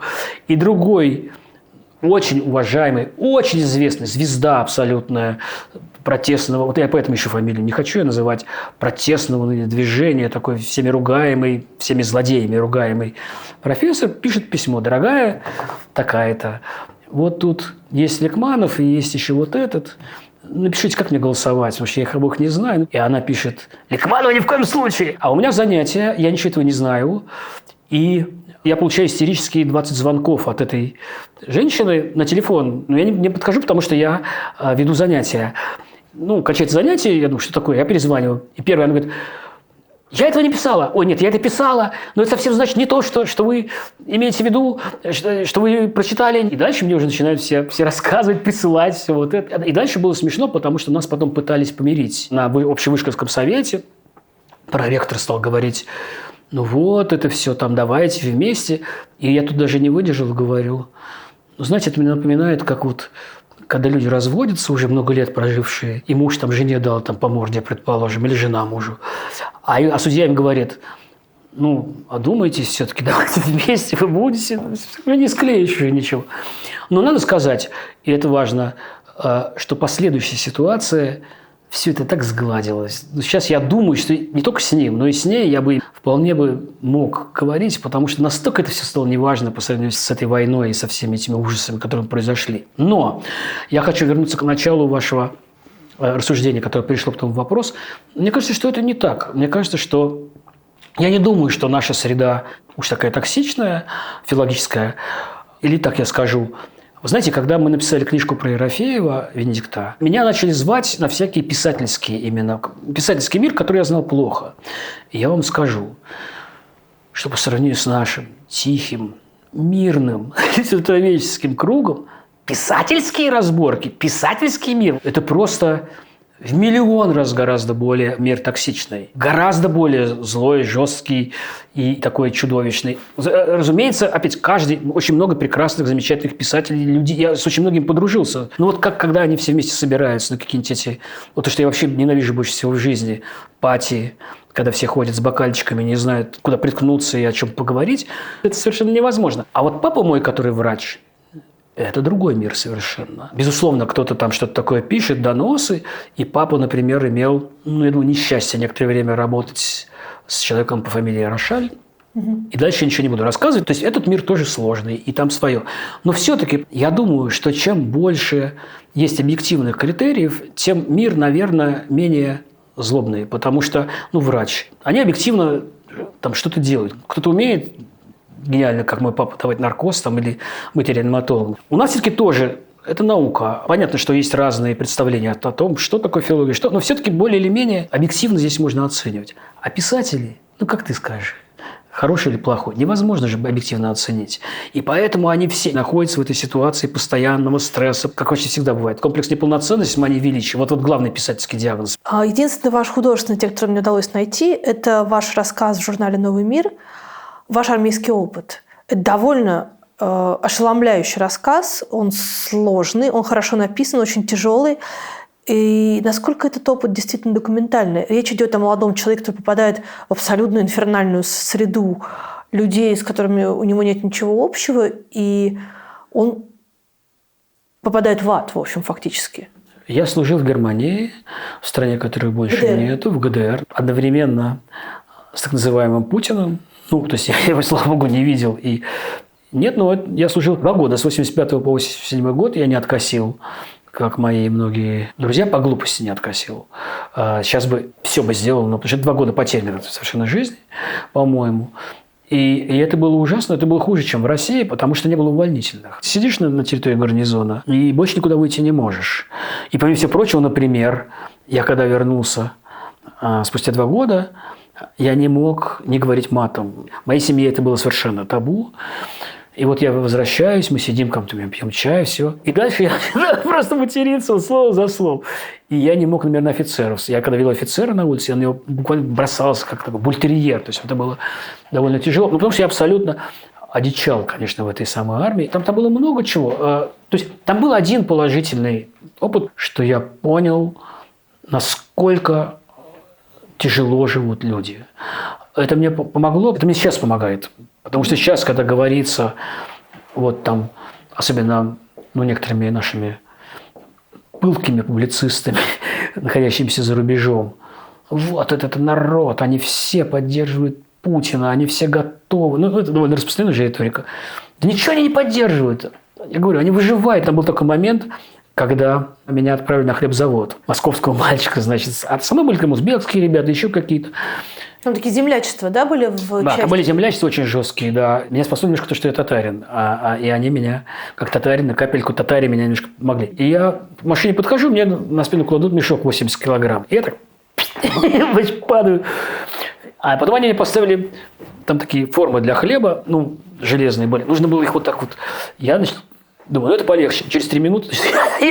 А эти ребята с мешками, за этими штуками, это привычная жизнь там для них. То есть очень тяжело, очень страшно. И для многих, для них, вот для меня армия была просто адом, действительно. Вот спросили, да, это абсолютно фамилия. Ганудинов, фамилия моей мамы. Я просто сменил фамилию. Все остальное вот ровно. Даже на меня потом обижались ребята. Один мой армейский друг, белорус, он остался, Ваня Кудыш, там про него рассказик маленький есть. Он обиделся немножко, что что ж ты, зачем ты вот мою фамилию? Все остальное я не совсем честно поступил. Я всем остальным дал настоящей фамилии. А для них, для многих, наоборот. Это было какое-то спасение от той жизни страшной, которую они вели на гражданке. Им было гораздо труднее. И еще я понял, что вот устройство это ужасное, страшное, с таким постоянным унижением. С насилием. Людьми друг друга с чудом совершенно меня они изнасиловали. И это прекрасно то, что... Вы поняли это в тот момент? Или Нет, в том-то и дело, что я понял это, обливаясь холодным потом, меня отключилось. Здесь меня спасло. Мы были на полевом выходе, то есть когда ты не в части, когда ты выезжаешь куда-то, и нужно было там мыться. И мы, там одни мужики, поэтому голые были все. И под водой, значит, мы что-то там плескались, и наш сержант, который у меня был, старший сержант, он мне говорит, пойдем. И меня куда-то ведет, значит, в лес. Близко-то лежащий. От того, что было как-то стыдно. Наоборот, я что-то там пытался как-то веселиться, все. И, видимо, он подумал, что я легко могу пойти на этот контакт. Я ничего не понял еще, но я напрягся страшно, потому что я ничего не понял, что происходит. Мы посидели там минуты 2, там. И он сказал, ладно, пойдем обратно, все, и мы вернулись. Вообще это спасительно в армии для меня было, что какие-то вещи, они отключаются. И ты не понимаешь, что происходит в этот момент, и только спустя я уже домой вернулся. И я там лежал, что-то вспоминал. О, Господи, что вообще это было? И вообще, конечно, это один из самых больших страхов. А драться вы там научились? Да я не умел особенно никогда. Просто там первые полгода я был в учебке. На стрельбах мы были, я нес щит такой, тяжелый щит. И ко мне подошел вот этот белорусский мальчик, Ваня, с которым потом подружились. Давай помогу. Это был подвиг, на самом деле. Этого не бывает никогда. Я почти никогда, никто не помогает, вот он помог. И потом мы с ним вместе оказались, мы с ним вместе переехали. И был такой период, первый где-то месяц. Потом, когда мы переехали, я был сначала в городе, под городом, который называется Потсдам, довольно известным, понятно. А потом я был в таком городе, который назывался Людвигслост, он совсем маленький городок в Германии. Каждый день мне приходилось драться. Вот каждый день, ни одного дня такого не проходило. И одна из моих таких любимых историй, что вот мы подрались, ничего, как абсолютно ко мне какой-то узбекский мальчик, значит, мой сверстник, что-то стал придираться, мы подрались. И мы сидим, оба, значит, вытирая кровь абсолютную, все-таки. И я ему говорю, слушай, например, Равшан, а чего ты вот полез? Он говорит, слушай, у нас в Карши, если день прошел, и ни разу ты не подрался, что ты за мужик? И я был такой абсолютно, Господи, да. То есть это было, конечно, очень тяжелый опыт. А потом стало еще хуже, потому что когда все перевалило через 1,5 года, когда оставалось полгода служить, наоборот, было нечего совершенно делать. Сначала это было страшное облегчение, а потом это начало, потому что сидишь изо дня в день, ты ждешь, когда дембель, ты ждешь, когда приказ, не знаешь, что тебе делать. И я думаю, что во многом начинается дедовщина еще поэтому, потому что люди, понимаете, что это за профессия? Не работать, а ждать, когда что-то начнется. И люди начинают доводить уже друг друга, особенно если они не очень, там книжки не читают, то они начинают друг друга просто доводить. И я тогда начал, у нас был молодой солдат, татарин мальчик, и я начал татарский язык немножко с ним учить. Я хоть немножко как-то себя спас тем, что вот я сейчас уже совершенно, к сожалению, поскольку потом практики не было, я его забыл. А это правда, что ваш отец продал дачу, чтобы приехать к вам на свидание? Это абсолютная правда была. Продал дачу, нашу любимую в Фирсановке. Они просто понимали. Еще было тоже. Каждый день ко мне приходило письмо. Мама писала там через день, все. Папа, он такой железный человек, он каждый день приходило письмо. И девушка, которой я тогда был влюблен, с которой я дружил до сих пор, она мне писала раз в 3, например, дня, раз в 4 дня. И это вызывало тоже не всегда... ребята завидовали, конечно, я их понимаю даже здесь, потому что раз в месяц им приходит, а мне каждый раз почтальон приносит 3 письма, 4. И тоже меня что поразило, вызывает меня наш командир батареи, такой Игорь Альбертович Аганезов, старший лейтенант, и говорит: слушай, а что тебе пишет твоя тут в которой ты влюблен-то девушка? Что она тебе здесь такое пишет? И это абсолютно все. То есть ему не стыдно, ему ничего, ему просто нечего делать. И он не стыдливо потом, как в ревизоре почмейстер читает, но все-таки потом отсылает. Вызывает меня, начинает интересоваться там. И тоже была история одна потрясающая, когда парень из-под Москвы, Луховица есть такое место, а у него были фотографии его гражданские, которые отнял этот командир батареи. И они лежали в ящике. А я некоторое время я тоже спасался, я был писарем. То есть я на машинке печатал, и это давало возможность одному быть в комнате. Что тоже очень важно. Конечно, самое тяжелое – это отсутствие одиночества. Ты все время находишься на глазах у людей, вплоть до туалета. Там кабинки, и нету двери. То есть ты все справляешь на виду всех. Вот. И он мне говорит: слушай, пожалуйста, возьми это письмо, забери для меня. Я говорю: что тебе буду забирать? Не дай бог, он увидит этот комбат, мне же конец. Да ладно, чего не увидит? И я забрал, идиот.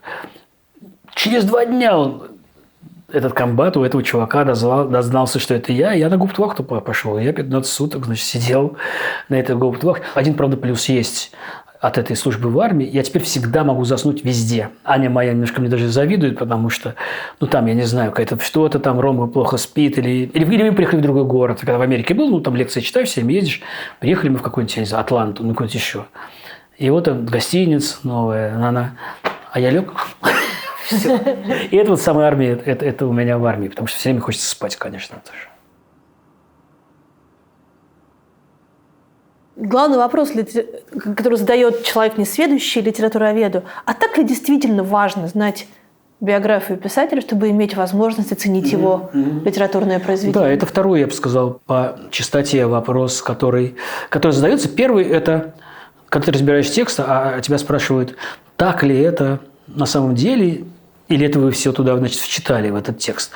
Я думаю, что есть люди, их много, которым совершенно неинтересно, для которых существуют тексты, им хочется читать только эти тексты, обычно не хочется не знать ничего про писателя, и на здоровье. Я думаю, что эти люди имеют полную возможность не читать биографии или филологических работ. В противном случае, знаете, как есть такой детский, по-моему, анекдот, когда человек в милицию звонит и говорит: у меня тут напротив баня женской, голой женщины, я не могу просто смотреть на это какое-то. Они приезжают, там все закрашено. Они говорят: пожалуйста, где вы? А вы на шкаф залезьте. И потом они начинают падать, и он говорит: вот так каждый раз. Я просто хочу сказать, что вот есть люди, которые вот так каждый раз, потому что они проклинают, авторов биографии, говорят, что это не нужно и так далее, и все такое. Но не читайте. Тут вопрос нет. Смотрите, нет. Важно или не важно? Важно знать, что Тургенев страдал от своей матери, когда ты читаешь Муму. Я думаю, что кому-то важно, а кому-то нет. Это медленное чтение. То есть ты останавливаешься, и ты начинаешь не просто эстетическое впечатление получать, а ты начинаешь смотреть, как соотносятся разные элементы текста, каким размером написано, и почему этим размером написан стихотворный текст, как сюжет соотносится с фабулой, и всякие другие специальные какие-то вещи. Для кого-то это страшно интересно. И кто-то себя ощущает, и пишущий, и воспринимающий, ты Шерлок Холмс, или ты там Страйк. Да? То есть ты пытаешься понять, как это устроено, отгадываешь загадку, получаешь от этого удовольствие, или хотя бы формулируешь эту загадку так. И читатель тоже ее получает. А кому-то это неинтересно. Тут получает эстетическое впечатление, и все. Прекрасно. Я работаю для тех людей, которым это интересно. Вот мой любимый писатель Юрий Коваль, которого упрекали детский. Он и взрослый был, но главное его вещи – это наш любимый писатель Юрий Коваль. Юрий Коваль. Его часто упрекали что у него сложно, что у него какие-то аллюзии в его текстах. И он сказал, знаете, я пишу для маленького Пушкина. Вот хорошее продолжение, что когда нам с Романом Лейбовым стали говорить, ну, это детские произведения, зачем вы пишете комментарии к ним?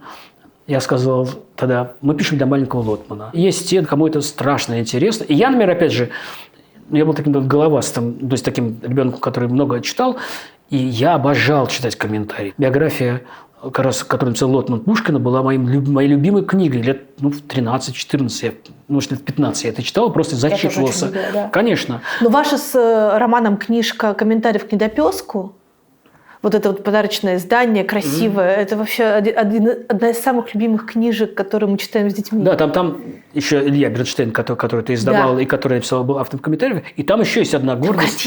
Там еще есть одна гордость наша. У этой книжки есть гениальный совершенно... Изначально был гениальный иллюстратор. Есть такой художник Калиновский. И я раньше иногда покупал книги, когда я знал, что он их иллюстрирует, то ясно было, что это надо покупать. Он иллюстрировал Мэри Поппинс, советское издание, он иллюстрировал Винни-Пуха, и он иллюстрировал Коваля, и «Недопесок» в том числе.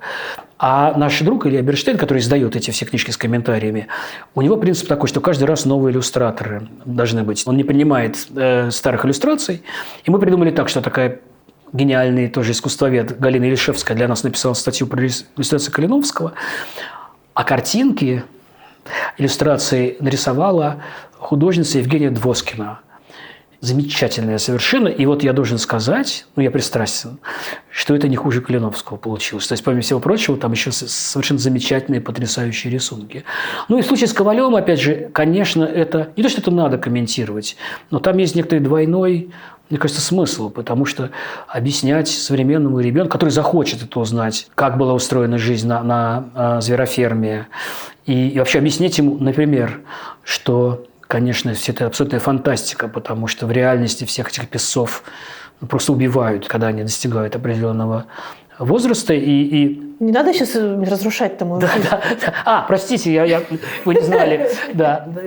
И жизнь моих детей, которые ты посмотришь. Эти кусочки не читайте. Обращать внимание на то. Это один уровень, да? Но обязательно какие-то реальные. Не обязательно такие печальные. Хорошо, разные другие. Почему отец одной девочки выходит из магазина слегка раскрасневшийся? В магазине, скорее всего, он с товарищами немножко на грудь принял, да, что немножко выпивал, скорее всего. Это одно. Почему, например, писец, убежавший Наполеон, обозначается номером, и почему он бежал с фермы, а почему он не сбежал. Объяснить, что, конечно, здесь есть аллюзия на бегство из лагеря, что эта тема вообще она довольно важная для всего этого текста. Это второй слой. Это из тех текстов, что мы с вами говорим, можно попробовать какой-то не вывод сделать, но как-то концы с концами свести, как и чтение Муму или чтение «Кавказского пленника» или Евгения Онегина или Некрасова.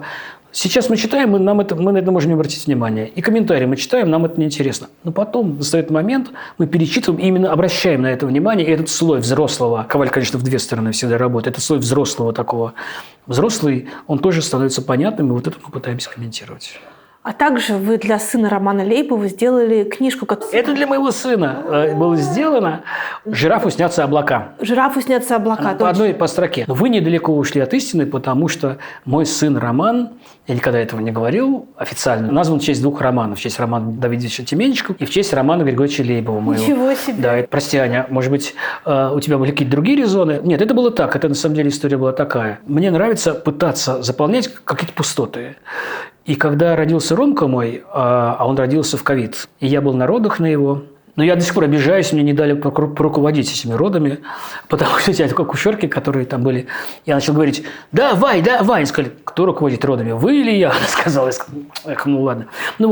И когда Рома родился... вы стихов почитали. Я сразу стал искать какие-то антологии поэтические, которые потом когда-нибудь я бы Роме мог читать. И было много всяких хороших, но идеальной не было.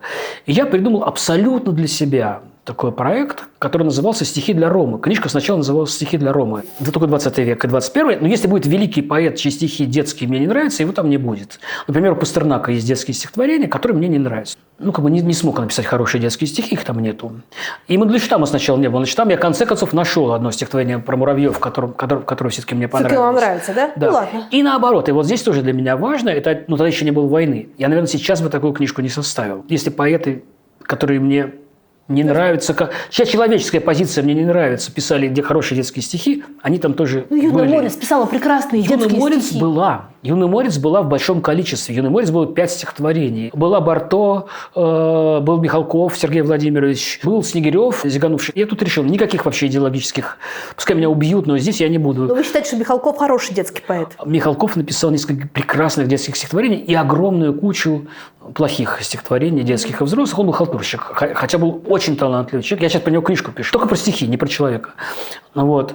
Про человека через стихи. И я для себя стал составлять такую антологию, набирать на компьютере. И сначала я пользовался своими какими-то собственными знаниями, то, что я читал, то, что я люблю, то, что я в детстве читал. А потом я подумал, ну-ка я попробую это вывешивать как раз в Facebook. Я стал по алфавиту вывешивать. Там, вот сегодня от А до В. И мне стали, как всегда, как часто это бывает, в не очень вежливой форме. Ты что вообще? Ты почему вот этого там не включил? И я решил, что я не буду обижаться, а я буду смотреть стихи, если они окажутся хорошими, я буду их тоже включать. И довольно много мне подсказали, надо сказать, тоже поэтов и стихотворений, которые вошли в результате в эту антологию. А в какой-то момент лучшее детское издательство, по-моему, лучшее, и лучший детский издатель Надя Крученицкая, «Розовый жираф», она сказала, а мы составляем как раз, хотим составить такую книжку, потому что это трудно подобрать вот таких авторов, которые, всех более-менее будут. Кто-то должен это отобрать, а вот у вас есть какой-то глаз, и все, давайте составим. Дальше я начал уже думать над тем, что это должно быть книгой. И дальше, конечно, в основном героическое издательство, но и я страшно намучились с авторскими правами. Потому что дальше началось действительно... четверть стихотворений не вошла в результате в книжный вариант, потому что иногда наследники, некоторые жадные, не дай бог, если в мультфильме прозвучало стихотворение, они запрашивают такие деньги, что просто это было... спасибо, извините. У некоторых, к сожалению, просто не оказалось наследников. Они могут возникнуть уже после того, как выйдет стихотворение. Скажем, такая поэтесса прекрасная, Эмилия Котляр, несколько строчек которых вы точно знаете. «У верблюда 2 горба, потому что жизнь – борьба». Вот это она написала. Я была абсолютно уверена, что это Рената Муха. Нет, это не Муха, это вот Котляр. У Мухи мы не смогли договориться с наследниками. Кармса нам не разрешили, потому что издательство на него какое-то наложило на него лапу. Юна Морец, узнав, кто составитель этой книги, сказала, что нет, я не дам. И так далее. И были, наоборот, прекрасные, замечательные случаи. Харьковский такой поэт Вадим Левин, прекрасный, группа «Лошадь». Да. Он написал, для меня это честь, как здорово, прекрасно. То есть, в основном так было, многое вышло. И самая, мне кажется, прекрасная история и такая трогательная. Там было одно стихотворение, без которого я не видел этой антологии. И сейчас, воспользуюсь случаем, назову его имя. Ян Сатуновский. Прекрасный, замечательный поэт. И у него есть детское стихотворение. По-моему, просто лучшее детское стихотворение 20 века. Такое. «Мне мама обещала подарить велосипед, как только мне исполнится, не помню, сколько лет. Скорее бы мне исполнилось, не помню, сколько лет, чтобы завтра, нет, сегодня, получить велосипед». И вот я, не знаю, я просто... умер, когда я прочел это от восторга. И я не видел, с родственником Сатуновского не удалось договориться, но я попросил, и издатель в свое послесловие включил этот маленький текст. Оно все-таки там есть, хотя немножко контрабандой. А в какой-то момент, и все это должно было выйти, а потом издательство большое, не «Розовый жираф», а который их там курирует, сказал: «Рома, что это такое? Что-то он для своего ребенка хочет сделать». Я говорю, как же так? Ведь мой ребенок, я для него и отбираю. Потому что если я отберу для своего ребенка, все должны полюбить эти тексты. Нет. И мы стали мучиться и придумали там 500 вариантов разных там заглавий и все. И в конце концов там одно стихотворение «Жираф снятся облака» – это одно из очень хороших стихотворений, вошедших в эту книгу. Мы взяли это заглавие. Я ужасно боялся, что поэты начнут обижаться. Другие. Как же так? Почему вот этого взяли? Алексея Ерохина строчку. Нет, все абсолютно были довольны. И так бывает, что это абсолютно счастливый, конечно, проект. Потому что потом мы придумали такую штуку, что каждый из поэтов, который участвовал, живых, прочитал 2 стихотворения, мы записали только «Колбасу», это висит в Ютубе до сих пор. А мы с Романом Лейбовым и Игорем Лощиловым, таким филологом из Новосибирска, прочитали умерших уже стихотворения. Потом Арзамас придумал, что они будут тоже читать эти тексты. То есть это книга, которую действительно я которая мне дорога, которой я горжусь, которая, мне кажется, такой важной для меня. Который теперь нельзя купить, потому что вы иноагент. Она кончилась сначала. Да, там еще была одна история прекрасная, что на нее деньги. Планета, такой сайт Планеты собирал на нее деньги. И мы с Ромой записали ролик. Там Рома бегает, я что-то говорю, там мы читаем какие-то стихи вместе с ним. И деньги собрались просто вот очень быстро. И вышел один тираж, он кончился, потом вышел другой тираж. Он кончился, но теперь невозможно ее не только купить, но и переиздать. И невозможно выложить ее в интернет, потому что я со всеми своими книжками другими, я сделал так, я просто их выложил, есть такой сайт гениальный, великий сайт, который называется Имвертен, на котором там двухтомник воспоминаний о Мандельштаме, который я сделал с коллегами, и другие разные книжки. А эту книжку мы не можем даже выложить, потому что авторские права. Поэтому, она пока под водой. Разница между старшим и младшим ребенком. Сколько у вас лет? Сейчас будет позорное высчитывание. Моему старшему 31, он 93-го года. 32, значит, получается. Но у них разные мамы. А младшему моему 5 лет и 9 месяцев. Да, это большая разница. Они дружат, Филя с Ромой. Моя жена нынешняя Аня дружит с моей женой Нелли. И иногда даже обсуждают меня. Говорят, мы дружим с первой моей женой давно уже, и поэтому, когда появился Аня, не было никакого. Как вы с своей женой второй познакомились? Я про это скажу, это тоже, потому что все всегда говорят, наверное, студентка. Нет, Аня действительно училась в высшей школе экономики. Она училась сначала на журфаке, но мы тогда не были с ней знакомы совершенно. А потом у нас образовалась общая подруга, а было такое место, называлось Циферблат на Покровке, где ты приходил, платил за то, что ты сидишь только... То есть ты брал чай себе сколько угодно, сушки, там что-то сколько хочешь, ты бери. И вот этот организатор этого Циферблата мне предложил прочитать лекцию. Вот я пришел, а потом мы сели в каком-то месте, и я подумал, И дальше, и потом мы пошли как раз на то самое немецкое кладбище. Пошли гулять с Аней. На кладбище. На кладбище. Класс. Это был тот момент, когда я сразу понял. Я вообще пассивный человек очень. То, что касается карьеры, всего. Все ко мне всегда приходило само. Когда я сам пытался, у меня все плохо получалось. Но в любви так нельзя. Это я понял. Все случаи, они были, когда я отдавался пассивно чему-то. Кому-то я понравился, и дальше я уже... плыву, все качалось не очень хорошо. И вот здесь я уже, этот случай, когда я сказал себе, и уже сам начал как-то действовать. И все увенчалось тем, что мы поженились, и мы уже 13 лет с Аней вместе. В чем разница в воспитании вашего сына 30 лет назад и сейчас?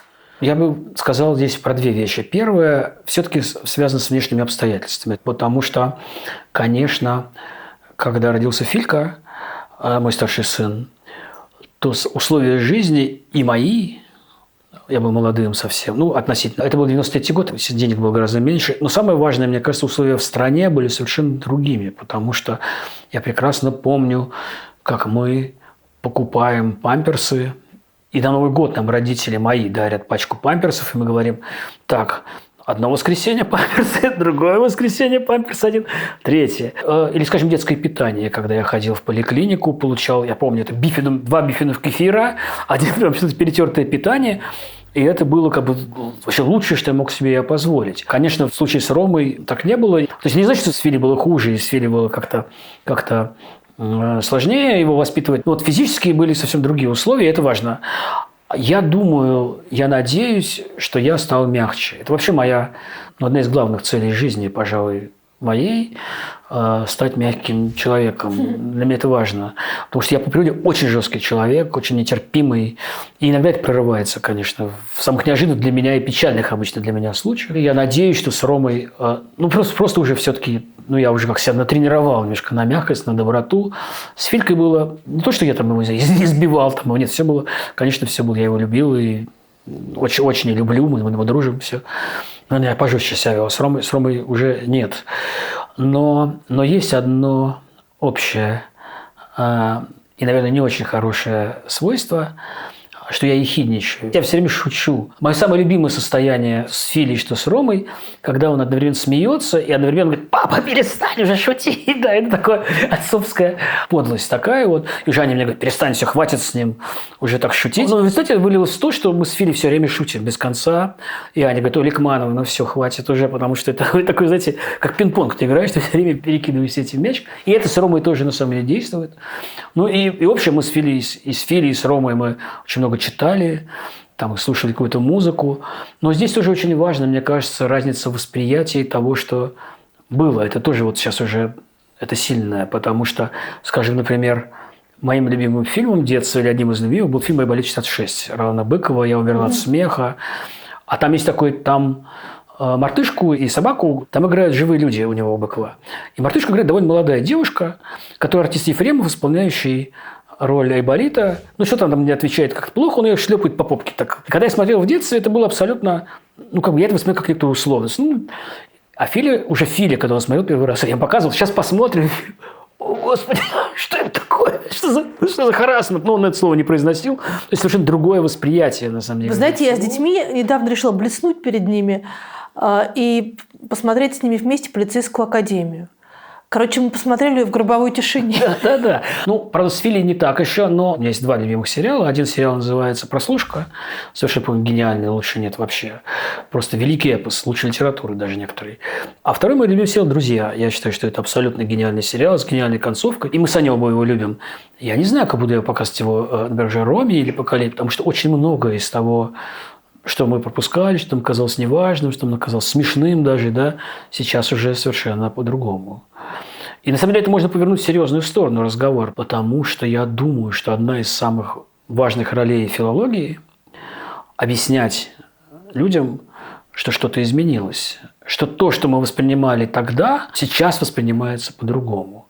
Вот, скажем, я думаю, что поэт Бродский, даже если мы забудем совершенно про стихотворение «Независимость Украины», очень многие его стихотворения и строки сейчас воспринимаются просто как дичь какая-то. Вот отношение Бродского к женщине, например, да, самое знаменитое стихотворение «Не выходи из комнаты, не совершай ошибку». Если войдет, там, пасть раздевай, выгони, не раздевай, пишет поэт Бродский. Ну, это ужасно, то есть это правда ужасно. И когда я, не подумав американским своим аспирантам, ну, которых я в Принстоне преподавал немножко, когда я прочел это стихотворение, вот говорит «Гробовая тишина», это было просто такое: о, Господи, это вообще что такое? Это вот лучший ваш русский поэт, вот он вот это вот.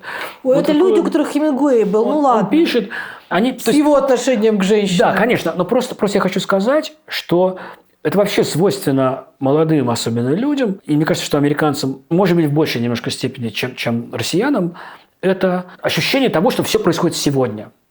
Что Марк Твен виноват, потому что, значит, у него этот Джим афроамериканец, который недостаточно, значит, описан добрый, и так далее.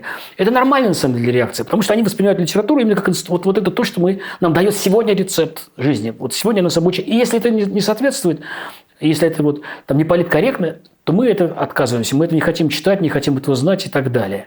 Там доктор Живаго, если у нас есть доктор Живаго, который одновременно женат, а при этом у него любовница, не объясняйте нам, что он там про сложность мира. Мы не хотим этого там даже знать. Так вот, я думаю, что несмотря на то, что хотите вы или не хотите, но если вы филологи, ну и вообще, если вы хотите понимать текст, то вы должны понимать, что писался он не для вас, а писался он для современников, для тех. Хотя, значит, там и придумал эту метафору текста как письма, которое в бутылку бросается и кидается в будущее, но тем не менее и он тоже писал, конечно, так. Он рассчитывал на понимание современников. И мы должны объяснять, например, что в фильме «Айболит-66» нет, это не харассмент, нет, это там не сексизм. Вот он так мыслил, и тогда это воспринималось потому-то и потому-то, вот это воспринималось совсем по-другому. Не оправдывать мы должны. Быков не нуждается в нашем оправдании. Знаете, мы позапрошлым летом со старшими моими детьми читали «Собачье сердце». И я в детстве сколько читала, столько переживала за профессора Преображенского, потому что мне напоминал моего дедушку. Мы дочитали с детьми, с моими, и я в их глазах к профессору-то не увидела никакого сочувствия. И стала их расспрашивать, а что, собственно, думают они. А они сказали, что профессор бессовестный человек, потому что никакого волеизъявления собаки насчет того, хочет она стать человеком или нет, у него не было. И они сказали, что он решил судьбу, значит, этого Шарикова, не спросясь у него, за что и поплатился.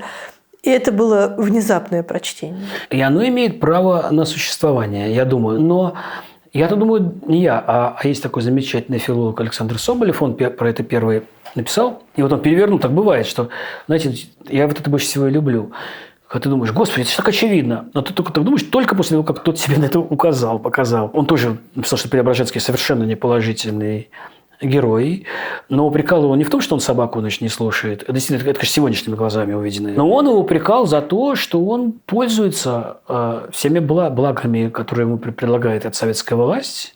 Он ими, помните, да, к нему приходит, он делает все эти операции, и что он высокомерный человек, который на самом деле виноват отчасти в том, что происходит. Это правда. Я думаю, что Булгаков так это написал. Что касается вот этого взгляда, да, это такое неожиданное, немножко смешное с нашей точки зрения, но здесь это тоже важно. Я думаю, что вот если вы ведете дневник, например, то это обязательно нужно записать, потому что, и для филологии это тоже будет полезно, потому что, помимо всего прочего, есть такая дисциплина, которая сейчас набирает все больше и больше вес и все большую роль начинает играть, это читательская история литературы. То есть, когда мы привыкли, и мы все время на все, что происходит, мы смотрим глазами писателя. На самом деле можно смотреть глазами читателя, потому что читатель тоже важнейшая институция вот в этом процессе чтения. И в этом отношении, конечно, каждое поколение читает по-своему тот или иной текст. И даже, например, Роман Давидович Тименчик, который занимается как раз этой темой, тоже много читательской истории литературы, например, он говорит, что можно приходить в библиотеку, брать, например, книгу Ахматовой или Гумилева, открывать ее и смотреть, на какой странице она откроется, чтобы смотреть, какое стихотворение было самым популярным. Или пометы читательские какие-то. Вот вообще эта институция читателя, она на самом деле очень интересная. Давайте топ-10 детских поэтов, у каждого по стихотворению, которые родители могут взять на вооружение и читать своим детям. У меня все первые 5 мест займет Хармс.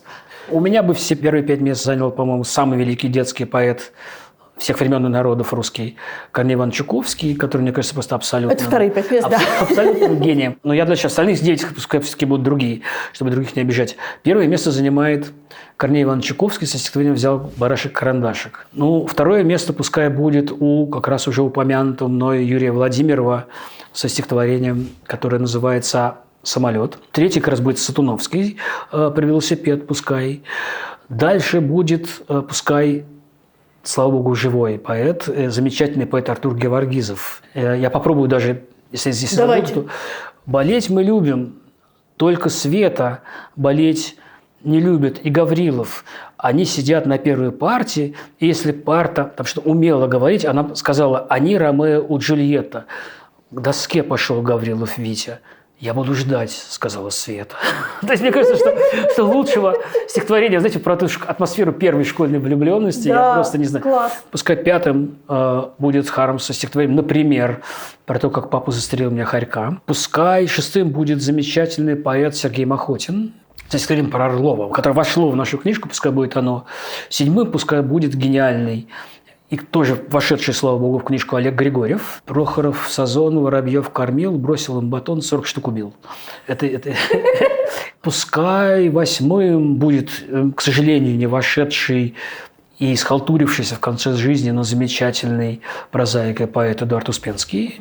Например, про осьминожек стихотворение прекрасное, по-моему, совершенно. Девятым будет Александр Веденский, еще один абериут, автор очень неровных детских стихотворений, но некоторые набирают стихотворение «Кто», которое, мне кажется, совершенно замечательное, прекрасное.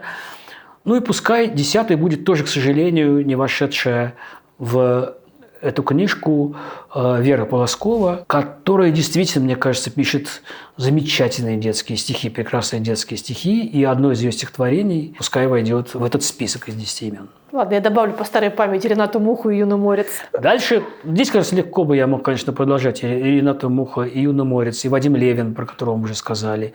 И Андрей Усачев. И Усачева я меньше люблю. Хотя его тексты были, да, конечно, он такой мастер, да. Нет, много. Вообще, на самом деле, и пускай и мой друг Михаил Сверлов, который написал одно из лучших детских стихотворений в этой книжке. Он такие короткие стихотворения совершенно пишет. У него про котов есть стихотворение.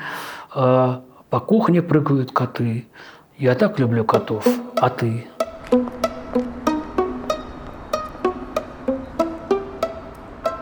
Это правда, что ваши родители познакомились в пионерском лагере «Орленок»?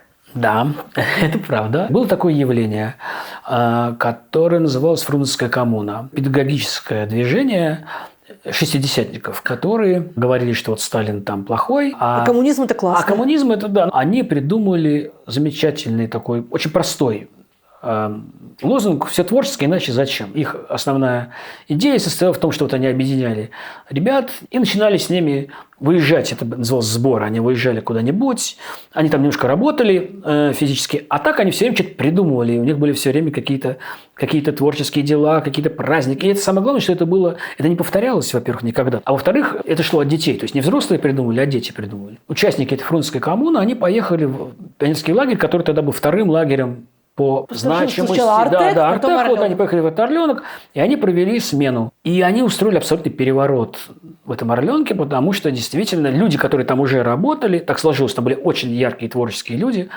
они поняли, что можно так. Орленок был действительно таким замечательным совершенно местом, где было очень много творчества, где действительно был коммунизм. То есть, потому что они были идейными людьми в основном. То есть, они как раз не отказывались от всех этих ленинских, заветов.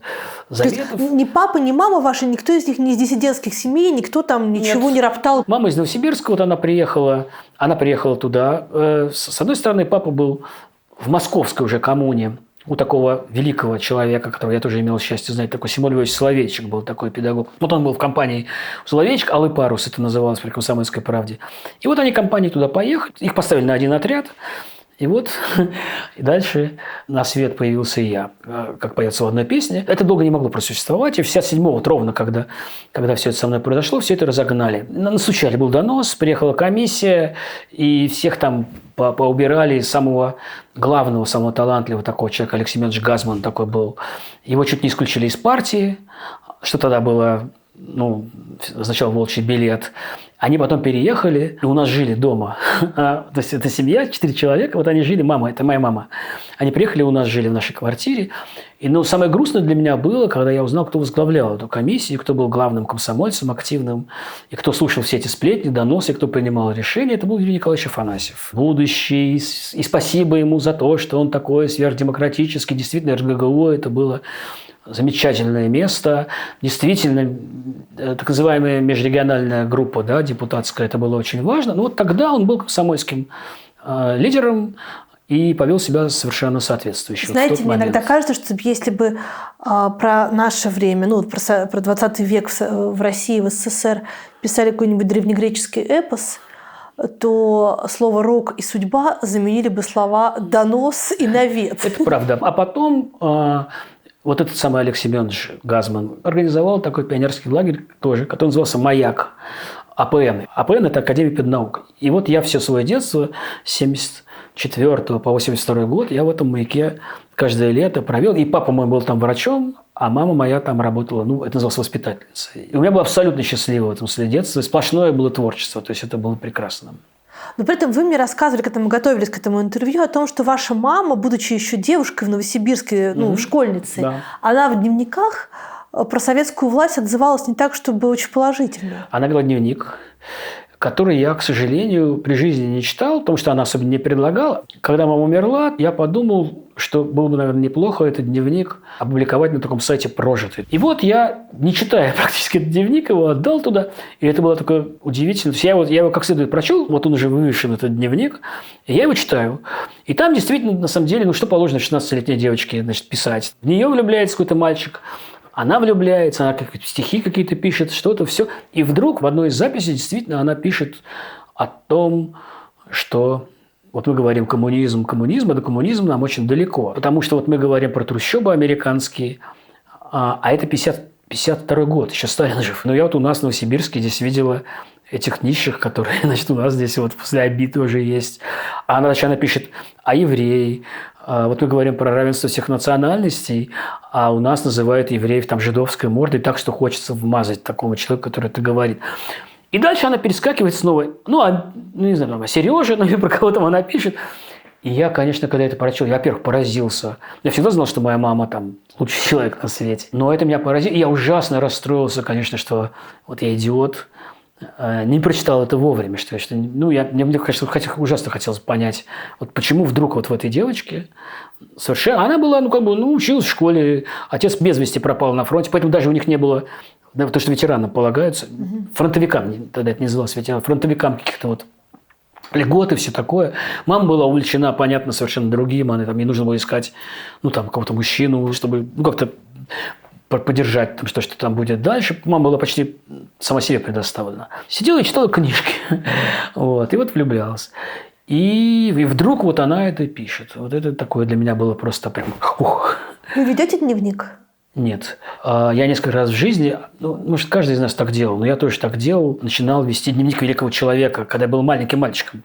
Это дневник, который я веду, и здесь я буду записывать. Вся дальше я представляю себе, как спустя 200 лет открывается издание дневника. Пионеры будущего. И пионеры будущего, значит, считают, какой я был великий человек прекрасный. И мне этого было достаточно. Что его вести? Но у меня есть такая тетрадка, она в Москве оставалась, где я записывал некоторые... То, что мне казалось важным и значительным, там 12 или 15 записей. Там день, когда я впервые увидел Окуджаву, скажем, который для меня был очень важным человеком, и песни которого я до сих пор коряво наигрываю на семиструнной гитаре. День, когда хоронили Сахарова. И когда я разговаривал с Сахаровым день до этого, как коротко. День, когда хоронили Давида Самойлова. День, когда я посмотрел спектакль «Собачье сердце» в ТЮЗе, поставленный Генриеттой Яновской. И на спектакле были тогда опальный Ельцин и Окуджава. Все. То есть какие-то вот что-то такое я вел. Ну а так в какой-то момент мне заменил, конечно, дневник ЖЖ, потом Facebook.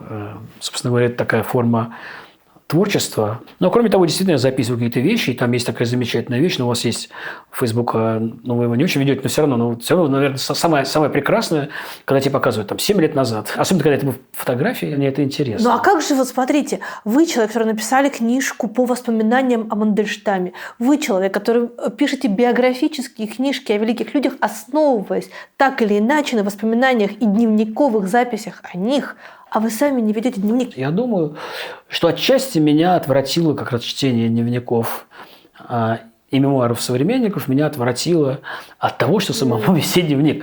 Потому что, с одной стороны, конечно, я страшно благодарен в самых разных случаях, в том числе и вот в этом мамином, например, случае. Вот не было его этого. Мама никогда про что такое мне не рассказывала. Вот я бы этого не знал. С другой стороны, меня отвращает в дневниках, уже не как историка литературы, а вот когда я сам про себя думаю, то, что автор дневника почти никогда не бывает абсолютно искренним, и это видно. Это мы смысл с Львом Толстым, мы так вот считаем, да, что у Толстого, то есть, который вел дневник, и у него был такой проект, который показывает, какой был замечательный Толстой. Я очень его люблю. Это самый любимый писатель был из русских. Ну, Чехов и Толстой. Вот. А у Толстого какой роман? Конечно, «Война», то есть «Война и мир», да. Что касается Анны Карениной, я не наивный, я надеюсь, литературовед, но я наивный читатель. Я этот роман дочитал с 6-го раза.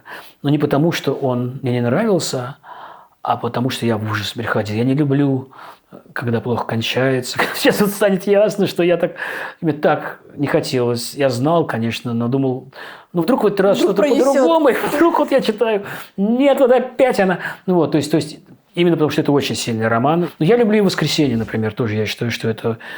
Там есть раздражающее, конечно, но это, конечно, великая книга. Так вот, Толстой, у него был такой проект, что он будет писать правдиво в своем дневнике, и он будет описывать вот все, что с ним произошло. И исписав 125 страниц по поводу 3 часов, которые он провел сегодня, он с этим делом завязал. То есть все-таки Facebook – это немножко не то, что дневник. Ты понимаешь, что тебя читает сразу очень большое количество людей. Я очень уважаю людей, которые пишут. Есть такие люди, которые пишут очень откровенно и про свою частную жизнь, и про все.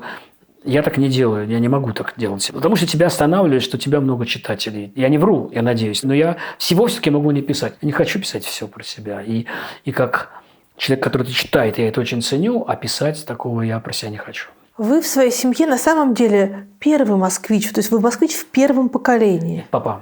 Все-таки папа москвич. Папа, да. Бабушка из Харькова была, из-под Харькова, а папа уже был москвич, да, потом я. Вы такой москвич прогулками по Москве с болением за «Спартак». Да. И мама даже вам шила шапочку белую с красным. Было такое дело. И со своим совершенно невероятным и нежным отношением к Медовому переулку, в котором вы провели, так понимаю, самые счастливые годы своей жизни. Да. Что такое еще Москва для вас? Вы знаете, я себя поймал на том, что когда я начинаю вспоминать про Россию сейчас, бывает, конечно, такое, то я вспоминаю Петербург прежде всего. И скучаю, тоскую я по Петербургу очень сильно. И гораздо меньше по Москве. Но это происходит не потому, что я бездушный и плохой, а потому, что мою Москву начали уничтожать, и она перестала быть моей Москвой гораздо, очень сильно раньше, того времени, когда я уехал. Для меня таким сверхболезненным первым на этом долгом, длинном пути уничтожения той Москвы, которую я люблю, первым этапом был Арбат. Это я ребенком помню очень хорошо эту улицу, которая не была пешеходной, которая была одной из лучших московских, самых прекрасных московских улиц. Первое уничтожение той Москвы, которую я люблю. Мое любимое место в Москве было очень долгое время, но не сейчас. Это были Патриаршие пруды, потому что ребенком... Там была художественная выставка рядом в Ермолаевском переулке. Мы туда приехали, и я помню это волшебное совершенно ощущение. Ничего Булгакова я не знал, ничего. И вот я... Вот это да, этот памятник Крылову, кстати, прекрасный, он хороший памятник. Очень многие мои события, я поцеловался в первый раз, например, на Патриарших прудах. Ну и так далее. И я прощался, когда я прощался с Москвой, последние фотографии, которые я сделал, это были Патриаршие пруды. Но это уже были не мои Патриаршие пруды. Потому что там стоял дом, который они называют Патриарх такой, такая дура, при Лужкове построенная, с буквой «П» сбоку. И там были эти застекленные, знаете, эти вот другие стекла, другие окна на домах, которые там были. И для меня это убило все. То есть той Москвы, которую я очень люблю, остались какие-то кусочки.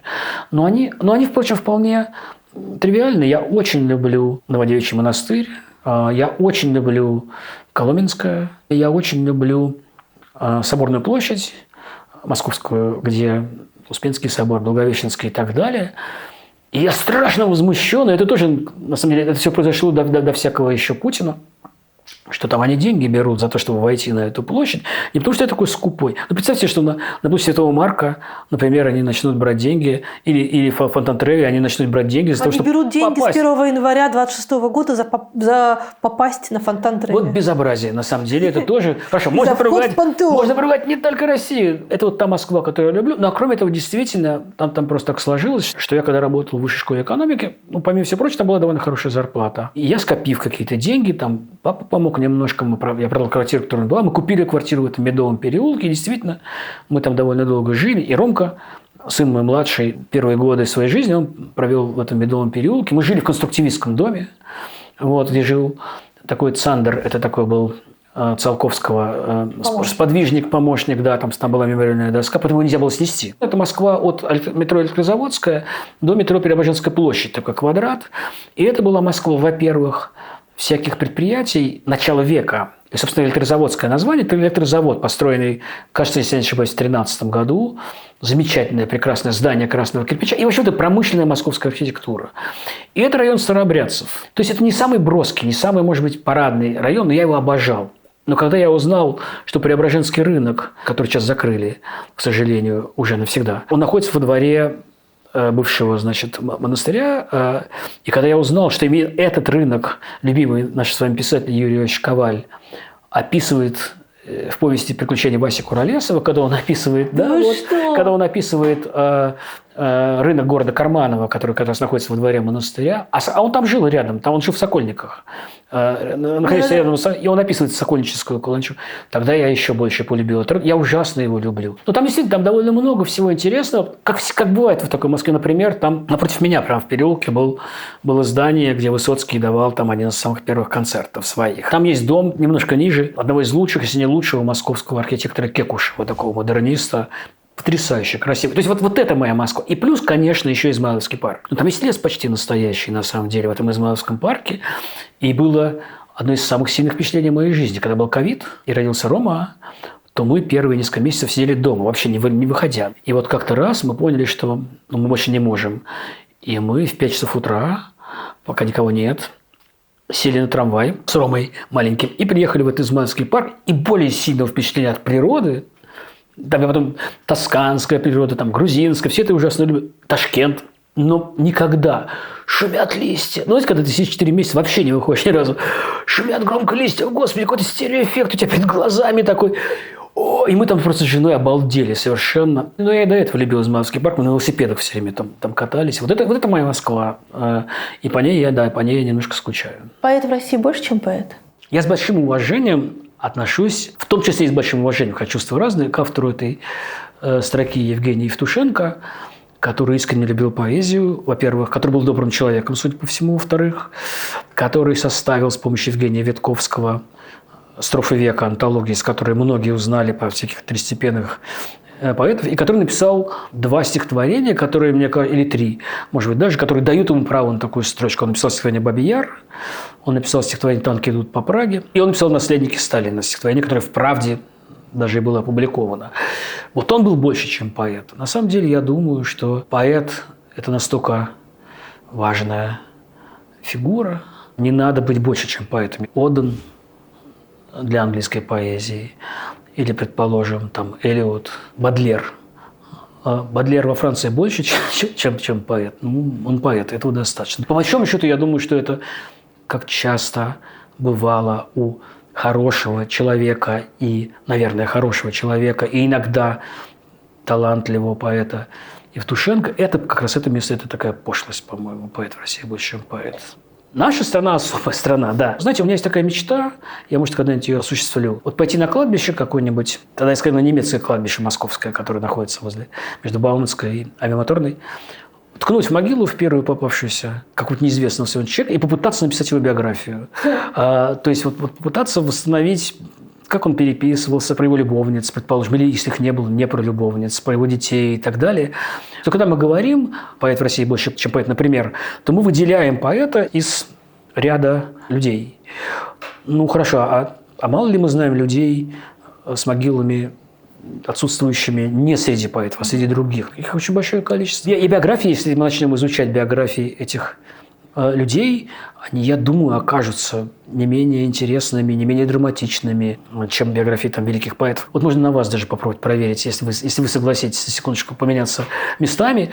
Вот наши родители, и особенно наши дедушки и бабушки. Всегда ли ваши дедушки и бабушки говорили правду, когда касалось это дела их биографии? Моя идея состоит в том, что нету ни одного человека поколения вот наших с вами дедушек и бабушек, ну, вы там помолчи, я постарше, но неважно, которые бы абсолютно откровенно говорили про свою биографию. Всегда есть какие-то дыры, про которые мы ничего или почти ничего не знаем. И мы его тоже с Романом Лейбовым комментировали «Приключения капитана Врунгеля» Андрея Некрасова. И вот мы стали заниматься биографией этого Некрасова. И есть официальная биография, вот там родился, вот там что-то, вот начал плавать. Он действительно, как Врунгель, он там плавал довольно много.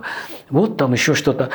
Но потом мы начинаем искать другие какие-то факты, которые не вошли в официальное жизнеописание. И выясняется, что все было абсолютно или совсем по-другому. Или причины того, что происходило, были совсем другие. Например, он пишет: я там решил, прежде чем поступать в университет в раннее советское время, я решил поработать там в трамвайном там парке. Но почему-то он решил это, потому что он был сыном поэтессы декадентской, этот самый Некрасов, и вообще его происхождение, отец его был там врачом. Он просто не мог поступить в университет со своим социальным происхождением, ему нужно было нарабатывать стаж. А потом вдруг мы начинаем читать, там какие-то годы вдруг пропадают из его биографии, он вообще ничего не пишет, где он там был, что он там делал. Вдруг он оказывается на Дальнем Востоке. И оказывается вдруг, что этот самый Некрасов в конце 20-х годов, он читает в газете какой-то советской, что вот в Италии выходили какие-то люди на демонстрацию, у них на пуговицах были красные звезды, их арестовали, и они попали в тюрьму. И он в компании друзей своих, он говорит: вот у нас в Советском Союзе совсем не так, конечно. Вот я, например, могу себя взять и на пуговице свастику нарисовать, и мне ничего не будет. И он спорит со своей подругой, она ему должна сделать пуговицу, она работает на такой фабрике, где они могут это делать, что она ему сделает пуговицу со свастикой. И он выйдет, и посмотрим, что будет. И дальше он возвращается домой, никто не успевает никакие пуговицы сделать. Как его арестовывают? Тут кто-то стукнул. Его отправляют в ссылку, он напишет какое-то советское стихотворение во славу СССР, его возвращают. И потом ему говорят в какой-то момент, видимо, друзья умные: слушай, со своей биографией кончай ты тут в Москве торчать, давай-ка на Дальний Восток, вот там пересиди, и он то уезжает. Вот биография писателя советского правоверного. Справку мы читаем одну, по сути, все оказывается совсем другим. В общем, это касается, мне кажется, биографии любого человека. И поэтому поэт, это один из тех людей, которые жили в Советском Союзе, жили в это страшное время. И Мандельштам, я думаю, что когда он пишет: мало в нем было линейного, нрава он был нелилейного. Вот мало было в нем было линейного, то есть не прямолинейный, а сложный, крученный, неприятный иногда человек, что отчасти именно это и сделало его, может быть, главным поэтом 20 века, потому что у 20 века должен быть такой поэт. Мало в нем было линейного. Гармонический, прекрасный, Пушкин с его абсолютной простите, Юрий Михайлович, да, что мы про это решаемся здесь про Пушкина говорить при Лотмане. Ну, как Лотман это показывает, что это был человек абсолютно гармонического умения посмотреть на жизнь. Значит, там, конечно, нет. Какая эпоха, такой и поэт главный. Ну, то есть Россия такая прекрасная страна, в которой главного поэта необходимо убить. Все, конечно, они, ну, кроме, может быть, Ахматовой, которая через такое прошла, но все-таки умерла своей смертью и более-менее, да, так сказать, спокойно. Пастернак, который был рассчитан на огромное количество лет. Все его родственники прожили там за 80, там, да, в 70 лет умирающий. Конечно, его убила история с Живаго. Ну, про Цветаеву, что мы будем вообще говорить, Гумилев, ну да что, такая судьба. Что после смерти? Я думаю, что Бог есть. Несколько раз я это ощущал. Ну, как бы происходило что-то, что мне давало возможность это почувствовать. И поэтому, в том числе, я скорее оптимистично настроен, потому что я не знаю, как это будет, но я верю, помимо всего прочего, что я увижу маму, что что-то вот такое есть. Поэтому я думаю, что будет всеобщий рай. Если верить Гаспарову, который сказал, что человек – это текст, то про что вы текст? Я бы сказал так, трудно, во-первых, конечно, про себя, но… Ну, интервью про вас. Да. Я бы сказал, что я про все время срывающиеся попытки быть хорошим, добрым человеком. Я изо всех сил пытаюсь. Все время, по собственному ощущению, не кокетничаю. Все время что-то мне мешает. Все время я всем недоволен, что-то я сделал не то. Но единственный способ – это снова пытаться, не отчаиваться. Ну и вот последние лет 30 я вот так каждый день пытаюсь вот так жить. Это главное, конечно. Это важнее текстов, важнее всего, на самом деле, который я пишу. Вы выросли в атмосфере абсолютной любви, и истории, которые вы рассказываете про своих близких, они полны любовью. Как вы считаете, любовью вообще можно человека защитить от невзгод, от обид, от травм и от зла? Я думаю, что это возможно, и, во всяком случае, нужно стараться это делать, пока это страшная ответственность, но это огромное счастье, и, правда, это не просто высокий сайт, я правда так думаю, что это необходимо делать со своими детьми, что детей нужно любить. И думаю, вот вы спрашиваете про двух детей моих, старшего и младшего. Я их обоих люблю очень сильно. Но старшему я немножко меньше это показывал, чем младшему. А с младшим я его обнимаю, целую. Я не стесняюсь, когда с ним очень ласково. Хотя и со старшим сейчас тоже. И даже когда смотрят на нас, такое бывает иногда. Так, Господи, мужики.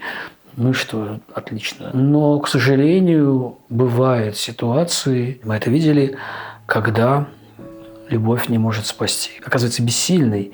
И я скажу сейчас отчасти противоречащее тому, что я говорил только что, когда говорил про Бога. Смерть – это одно из событий, которое не обнуляет любовь, но которое может повергнуть в абсолютное, такое состояние безнадежности в каком-то отрезке, в каком-то туннеле. Вот моя мама умерла в 2007 году. Я от этого не оправился и не оправлюсь никогда. И обещание встречи когда-нибудь, оно все равно не дает возможности мне, во всяком случае, абсолютно успокоиться. Выберите, пожалуйста, милосердие или справедливость. Если надо выбирать, я выберу милосердие. Но если я выбираю такое милосердие, которое ведет… То, что мне удобно, и то, что мне кажется милосердием, но это ведет к гибели, например, других людей, или я не обращаю внимания на других людей, которые из моего милосердия могут пострадать, тогда нет. Вообще, конечно, милосердие. Свобода или стабильность? Я должен ответить. Прости, Аня. Я должен ответить стабильность, конечно, свобода. Правда или безопасность? Правда. Родина или истина? Истина. Если бы вам сейчас надо было выбрать 5 книг, которые вы оставите с собой, и больше ничего нельзя будет перечитывать, что бы это было? 5. Я хотела одну сказать, но пожалела вас. Да, я бы умер прямо здесь. Я бы взял «Капитанскую дочку», потому что это лучшая книга, которую я знаю вообще. Я думаю, самая любимая. Я бы взял, я думаю, Стерна «Путешествие по Франции и Италии». Я бы взял Библию. Не потому что я такой религиозный, а просто, чтобы наконец ее как следует уже прочесть. «Войну и мир». И пускай 5-й будет «Моби Дик». Я думаю, вот, пожалуй, так. Нормально время проведете. А шестую? Я взял бы шестую. Я бы взял, пока вы мне не запретили быстро, я бы взял Вудхаус. Живца и Устера, потому что надо же иногда тоже как-то быть счастливым. То есть вы время проведете и интересно, и весело. Да. Спасибо большое. Спасибо большое, Катя.